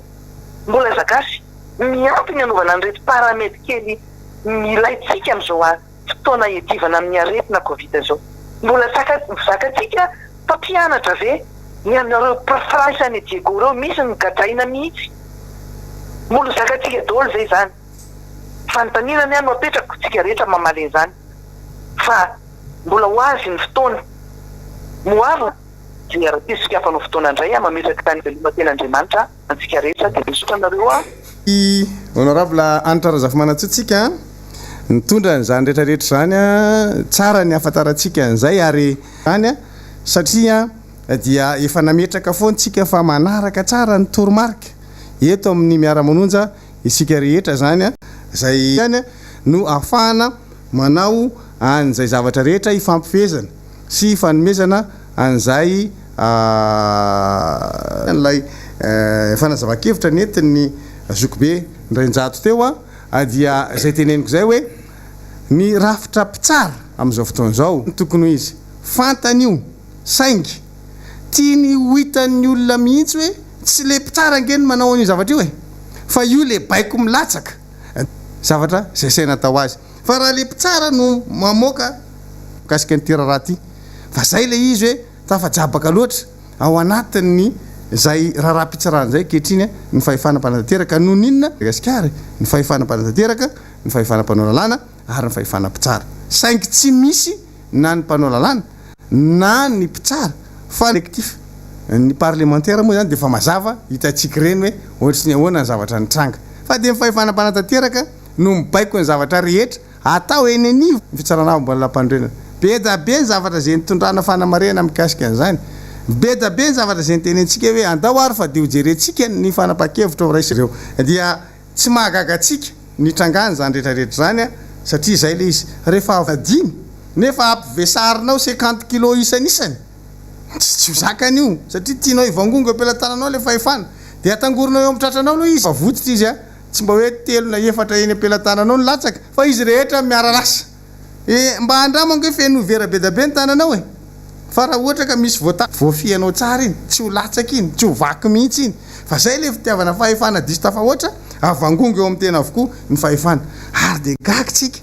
fa nitatitra farany ao tsisy zany tamin'ity volana ty nitatitra mikasika ny covid navoaka ny ministeran'ny fitantanam-bola sy ny toe-karena de le tamin'ny faraika ambe folo volana janoary taratasy avy aty amintsika le mpamatsy vola mpiara-momby nantoka amintsika le atao hoe tahirim-bola iraisam-pirenena mbola tsy tonga zany de mbola mieo aloha tsika zany miantona hoe ohatrany ahoana nisy tany RDC Congo fa ny tany RDC Congo dia nametraka tamin'ny fiaramiasa tamin'ireo banky iraisam-pirenena ho amorainay lafa ny fampianarana zany hoe nanao an'le 0 ariary ka anjinona ny teo fa lasa tena mikorotana ambony ambany ny fampianarana ny karama ny mpampianatra tsy voaloha ny mpampianatra sahirana tsy mandray vola ndray mandray mpianatra sy de hoe anao populisme de hoe fa nen'olona mangatabola any amin'ny banky iraisam-pirenena mihitsy nahazo financement na 2 milliards de dollars 2 milliards de dollars zay établissement daholo zay te établissement tonga le 0 ariary tsy tonga le subvention avy eo tsy hitan'le mpampianatra le atao hoe izy mampianajanaka koa izy tsy mandray karama satria zitoara aloha zay vao niditra nakany am'lay tena fampiarana azy fa maika am'le populisme de zay natao hoe tonga de tsy mandona reo 0 ariary nataony amiral de diratsiraka teta tsy nandeha tsy kelikely fa tonga de nivadika fa nagasintsika avy any amin'ny fomba fametrahana ny SFF sekoly SAF natao ohatra zany novana daholo ty rehetrarehetra ty ny fampianarana atao anatin'ny matematika sy le mpianatra tratrany zany zay io averina am'izao fotoana zay tena hoe tsy misy zavatra mandeha amina dingana fa tonga de hoe fra de nao financement na 2 milliards de dollars fa zao ty no ataonareo lesson ty vao tsy ara-dalàna isandingana le fanomezana an'le vola 100 millions de dollars tokony voaka fa aiza mitantana le izy tsy mazava le tatitra hoe inavy nandaninan'io vola zay omeny io ao anatin'lay anaovanao le hoe fanampiana le nomeny ny banky iraisam-pirenena mpara-momby nantoka amintsika financement ho an'ny covid fa hatreto aneka mbola 240 nomeny mpiara-momby nantoka amintsika eritrereto ny capacité d'absorption tsika omen'ny olona ianao 800 millions de dollars katsy ihany reto nitatitra ary am'zany mbola mampametra-panontaniana de nakaiza zany le ambony mbola misy 213 millions de dollars mandehandeha eo mbola anontanian'olona hoe nakaiza rehetra zany mitambatra no mahatonga atsika mametraka le Madagasikara ane ka Madagasikara atsika rehetra aza sazinareo amin'ny tsy fahaiza mitantanareo Congo tapahany le famatsimbola de rehefa tapaka le famatsimbola iza no misofra ao anatin'izay le zana-bahoaka nge satria le 100 millions de dollars tokony hanampiana le fampianarana tany Congo ayahan'ny mpiara-mobonantoka hoe misy kolikoly ao anatin'izany rehetra zany de aiza am'izay Madagasikara androany tsika tsy capable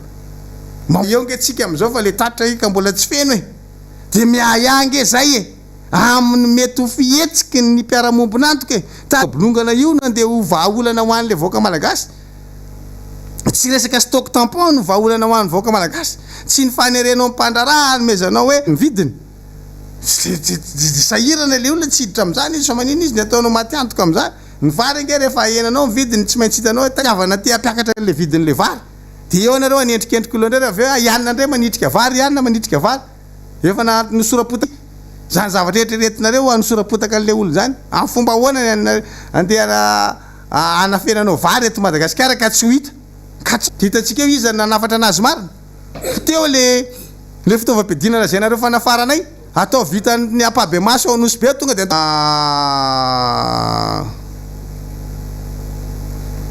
makasika an'le ay makasika an'le resaka ty aloalika andrambary ary zahay de niezaka foana ho soft fa ianareo zany Ralagy Maxime 1680 milliards ariary io resakitsika tamin'ny Covid io ary raha jere zay le izy ka androantsika dia efa nametraka tsara teo moa nagneno an'le teny nataony fa tonga de nanao fanatra aminareo tany zay de tonga de natenay namaky ady aminareo fa ianareo zao mamaky ady aminay hoe raha ady ny ilaina de vony zay fantatro tsara ny tantara zany raha tena nitroatra ny olona andeha hiditra nakany Mazo Arivo nijoro fotsiny ne sisany nataony teo amin'ny sapana Mazo Arivo de meme moa izy de mifanao kokoa fa tsisy zavatra azo natao tsony ange rehefa tena le vahoaka nandeha niantona teo amin'ny sapana Mazo Arivo teo no nijoro fa ny olona lasa etiko itenenana zany le izy hoe am'le fiainam-pirenena zay mitranga de azadininy tanymbary tamin'ny fotoanandro babena mihitsy izy tamin'ny sisy azo atao rehefa tena hoe mivadika ka ianareo androany teny zahay no mila ady inona ny ady no tatitra de nitety fary-pifidianana maromaro tsika anaovana tatitra fa ny mpitondra foana ngeny nanakany fa itsika venanao tsika de manao tatitra tsika rehefa nisakana de eo am'le fanakanana tsika miezaka manao an'izay tatitra foiazitsika natao de mikiza tsy mbola nanao fifanandrinana tamin'ny mpitandro filaminana nato amin'ny onjam-peo zay nilady efa tany akanja nilady raha ohatra ka nilady azo natao nilady tany Fianaratsoa azo natao nilady tany Mahajanga azo natao nilady tany Antsirabe raha ilaina fa tsy nanao any rehefa zany de niteny ndray ny tompona ndraiky mpanjakana hoe any am'izay fatimpadidina na alany anareo manao tatitra fa tsy mitaona ka ny Toliara fa tsika moa tsy isy olona lany tany Toliara de hoe nitato nivonitiko Madagasikara zay resantsika zay fandao ndray ary rehefa zany tsy anao tatitra ndray ary tsika nisanjato hoe nareo ny itsy makatsy makary de nametraka ndray atsika hoe raha ohatra ka anao tatitra am'lay nifidy anay Ambohidratrimo eo akaiky koa ny Solombavam-bahoaka ao anatin'ny Avaradrano manantsika Atsimondrano manantsika anao tatitra fa saingy zao no ny fandaminana de hoe vaovao taona andao alohatsika hiaraka hitsangatsangana am'ireo mitovy fijery sy anany lazaina fa anakorotana io fa voaporofatra amin'ny farany fa tsy nanao fanakorotanana ka izy eto no ampangaina hoe milady izahay atao miara-manonja ve sa le mpitondra fanjakana ny milady fa zao nisy fetrany ny fandeferana ka raha ohatra ka ambara fa hoe voniny zareo raha milady tsika de ho tsika ory vahoaky ory vahoaka zay manatrika eto zay fotsiny efa ohatra ka amin'ny asabotsy fa 17 ny volana febroary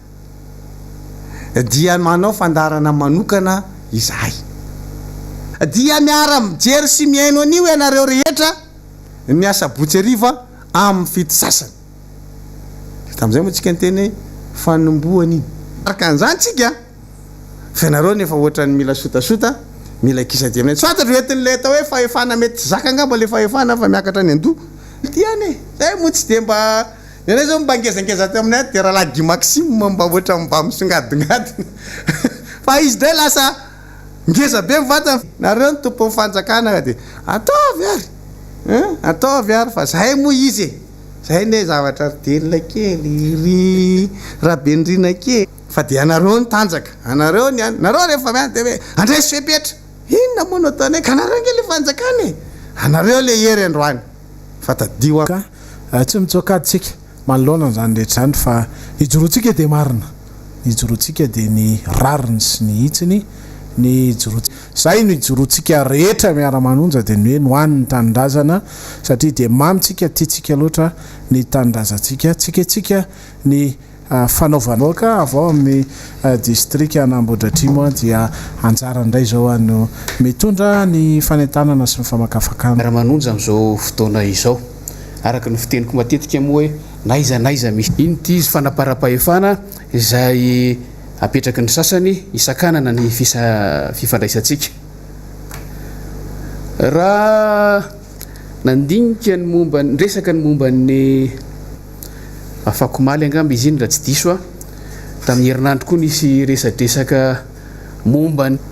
zao lentan'ny fifampiresahana izao dia androany te anohy kely manely tsao lazaina fa milaza vaovao tsy marina sy ny sisa isika rehetra ka androany te anohy kely ny resaka natao tamin'ny herinandro tombona ny vinavina sy ny fandalinana sy ny famakafakana netitsika teto tamin'izay fotoana zay raha nivoaka ny vaovao hoe lasitsika teto hoe misy tendance misy fironana makany amin'ny mifanohitra amin'ny tanjona saika ny kendren'ny mpitondra fanjakana azy amin'izao fotoana zao olona budgetivore anaty farangososina ny anteny mirandoolona tamin'izany fotoana zany ary ny eritreretina hoe ny vola laniny androm-panjakana io tokony amin'izany hoe ny fikasan'ireo anteny mirandoolona amin'izao fotoana zao reo nge de mihoatra lavitra noho ny tany aloha ny dikan'izay hoe ilay teti-bola amanjatony maromaro amin'ireo sénateur 20 vaovao de hihoatra lavitra ary tsy atrafa mivoaka tokoa satria mivoaka tamin'ny gazety omaly tsy izay no mandainga fa nivoaka tamin'ny gazety maly fa no lavin'ny fitsarana avy momba ary nisy zavatra taremarika voalaza mihitsy tao hoe rehefa totaly ny isan'ireo mpanolotsaina rehetra tokony katra 750 sy 200 loza satria 750 sy 200 hoana fiainana eo anivon'ny anteny miera-pirenena zay misy atsika raha nylasitsika tamin'izany hoe eo anivon'ny anteny miera-pirenena nge ny solombavam-bahoaka anankiray azo tokony ho azo tamin'ny mandaty eo aloha fa noho ny tsy fisian'ny tetobola noho ny fifehezana ny tetobola de tamin'izao vao azo fa zavatra nivoaka lazain'io gazety permanent ary conseiller technique 3 permanent l'olona tsirairay fotsiny reo resahako rao tsy milaza ny any amin'ny brambatra akoatra lay ataontsika hoe conseiller bénévole izay misy foany reny any amin'ny androm-panjakana tsirairay avy any de tafakatra eniny mirandoolona ny ilazako an'izany tsy sanatry filambanina tsy sanatry raisina hoe asa mety misy iteny anga hoe alkevitra lazainy zareo tamin'izany fotoana zany fa tokony anafoanana lay androm-panjakana mpanao lalàna de ny anteny mirandoolona zay milaza hoe mandany vola de voamaika loza satria voamaika tafa ohatrany mety ny zavatra kasaina atao ka tsy valapatra be amin'iny fa teana mafy ny zavatra nylazaiko tamin'ny herinandro fotsiny hoe zay ny zava-misy amin'izao fotoana zao miandritsika anahoana ny toyny hoy tamin'izay fotoana zay hoe tsy nisy ny voanjo miena angamby izay fa ny abe ny voanjo no mitombo ohatrohatrazay ny zavatra nyresahana teto tamin'izay fotoana zay fa apetrako eo iny fa miandro ny toynytsika nisy somary nanahitrana ihany keo ny lahatsoratra angazety anankiray maly nylaza hoe amperinasa mivory zay tena nahagaganay tokoa midika ve zany mbola mitohy ve zany le tsy fieverana izay efa natao tsinitsinina tamin'ny faraparan'ny mandahany teo satria raha ny fomba fiasa nge izanena teti-bola mpanjakana amin'ny akapobeny no entina amin'ny alalan'ny volavolan-dalàna entiny ministera ny toekarena sy ny tetibola ny faritra fotsiny zany ary eo amin'ny fanatanterahana anito famola volana ny tetibola ny faritra io raha ny fomba fiasa tatao anatin'ny taona maromaro farany dia misy ilay fanangonana any amin'ny faritra tsirairay avy any fanangonakevitra antsoina hoe conférence budgétaire izay mandeha mialohan'ny anaovana ny volavolan-dalàna momba ny tetibolam-panjakana lasitra na ilay ataontsika eo hoe tamin'ny taona 2024 dia tsy nisy mifetsona hanatrika ny conférence budgétaire amola volana ny tetibolam-panjakana ho amin'ny taona 2024 ary tsy gagy sika raha ny teo tsy gagy tsika raha ohatra ka nahita lalàna zay tsy mifanojo amin'ny filan'ny vahoaka raha nahita tetibola zay tsy atin'ny fiatrehanany krizy ara-pahasalamana tamin'ny taona lasa izay mbola mitoy amin'izao fotoana izao ary tsy gagy sika raha izahay reto dia tsy nety nandinika sy nakatohany zany volavolan-dalàna amin'ny feny tetibolam-panjakana izany fa gagy sika amin'izao fotoana izao volana febroary mbo zany loi des finances rectificative ao amin'ny taona 2024 ka gagy zay raha namaky an'le lahatsoratra gazety malo hoe mivory ny antenimerandolona amin'izao fotoana izao anio hoe raha ohatra misy zavatra hitanareo fa tsy tafiditry ny teo aloha ao lalàna zay velona dia mame atsika fepitaona ainareo le izy fa zay fanaovana azy fa tsy hoe tena pitaona ohatr' zao session spéciale angeny mandeha aminareo raha mbola misy zao sady mampianatra ihany zay manomana ny tetibolan'ny faritra amin'ny taona zay efa hitsahana zay efa miatra amin'izao fotoana izao aloha tsy efa LFI efa lany teo ary maro anisanareo ihany nandany anio fanaovana LFR ny fanaovana azy fa mialoha ny fanaofany manana ny LFI ho amin'ny taona ho avy tsetsatsetsy tsy aritra ihany ny namana député fidèle Zara-Pierre sy Guy Maxime le antenimerandolona ny antom-pivoriny dia ny séance mametraka an'ilay brao maharitra samy ainan'io tsika samy mahalala hoe ahoana fanaovana an'io fa rehefa tafapetraka ny rehetrarehetra règlement intérieur ny mety mampitarasiko azy satria de gagy ianao hoe andinika izay le tsy fahampiana tsy fahaiza miasa zany tsy fahampiana le any zay le izy fa aloizako ny anisa zahatra mitranga efa hatramin'izay fa me misongadina moa le izy amin'izao fotoana izao ny tsy fisiany autorité ny fanjakana io tsony zany hoe faran'izay tsotra amin'ny fiainana andavanandro no tiako resahana ao anatin'le izy betsaka ny didipitona aya le famoahana azy no atao mikitaba be misehoseho be fa manjavona le izy hoe nakaiza tany amin'ny filan-kevitry ny ministra nge no nivoahan'ireny zavatra rehetra no kritika le tonga dia nijanona télé-pandirana satria tsy ampy ny délivré kapoka tsy ampy ny fandalinana dia mialoha mety ho vokatra le izy zay keo anankiray fa miampy manapirofo ndraikio ny tsy fahampin'le zavatra ihany keo eo akady fotsy reny ange efa tsy fahampin'lefo ihany koa reny ary tsy fahampin'le fandalinana dia mialoha ka hoy tsika hoe misy ny voatohitra misy ny mpanohitra fa na ny vahoaka fotsiny ary ny olo-pirenena tsotra misedra an'le izy dia zay vao migoropaka manova fa misy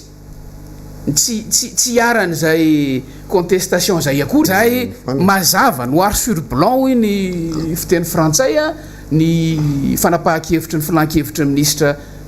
manafoana azy zay ngamba le voambolana raha tsy diso fa rehefa notoerina zay voankazo kely izy rehefa nanova ary ny tena zavatra hitatsika tatoato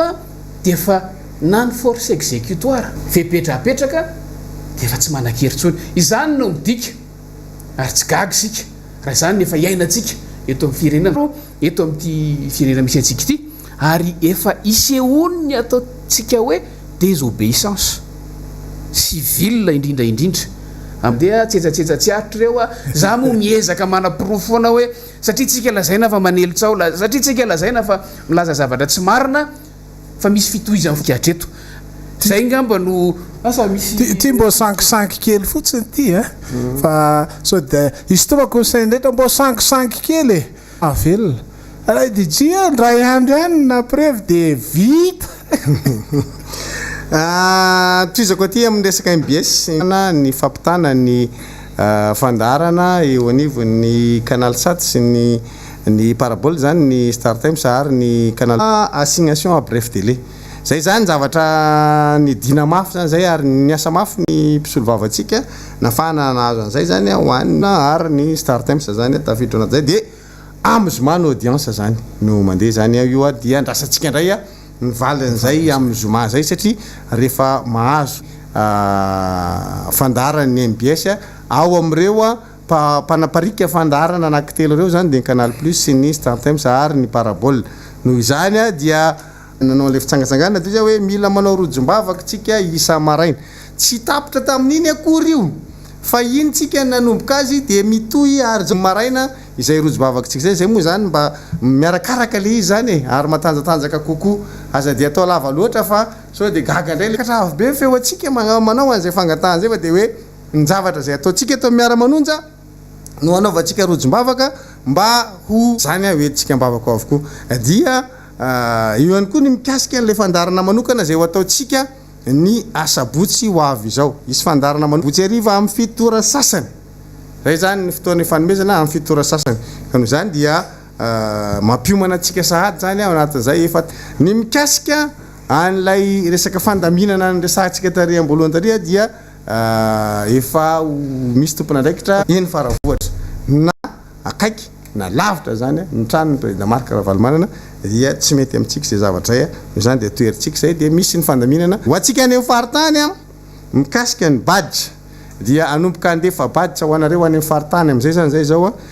mba alefa aty aminay amin'ny faritany le badge fa zay koa mba te hanana an'le izy mety misy an'ilay hoe fitsangatsangana tamin'ny fahenina volana febroary tsy araka atsika rehetra faritany 5 izay ambon'izay fa reo faritra 20 zany fa araky amin'ny 20 zany koatra tsikelikely satria mafimafy le mandefa le zany amin'ny faritany ary le commande tonga de mirarakopana be fa le badge zany no eza azo an'lay badge izay ho alefanay avy aty amin'ny miara-manonja zany ho atsika rehetra any amin'ny faritany any mba anareo ny any ampitan-dranomasina efa le izy daholo tsika rehetra de zay zany ny fandaminana tsy maintsy atao anatin'le izy de mbola averina ihany zany atsika tsy mila mipanika satria isika tsika dia tsy mandefitra manana ny rariny zay zany dia apetraka zay ao anatin'le izy ary malala fomba tsika zay foana le zavatra tena ary miaja sy ho atao hery lehibe ny titolona zay raha tsika ity ary izy ty manomboka tamin'ny sabotsy lasa teo lasa mivadika tolona le fandarina satria nilana soto mitoly izy amin'ny fanaovana président Marc Ravalomanana mitoly izy amin'ny zavatra anaovana ny maître Ranitra Razafy Manatsoandroany de mitohy foana io rehefa mbola misy antso zay atao anareo ary dia toromarika ihany manaraka toromarika tsika fa tsy taitaitra tsy mila taitaitra calme fo calme fo no courage no fanavy fanavy loreta zay le sorte zegny comme za film anao zay fa miafaka sorte zegny efa avy loreta andao loreta ary eo mankasitraka atsika jiaby zay mbambahoaka fidèle Zara-Pierre ndraiky Guy Maxime Ralaisa eny nanomboka anazy teto niaraka taminakay de reo ilay koa ndreo mamarana anazy eto miaraka anaty miara-manonja ao atsika mahita ny information jiaby ny vaovao jiaby sy ny zaka zay mety tokony ho fantatra atsika zany de miara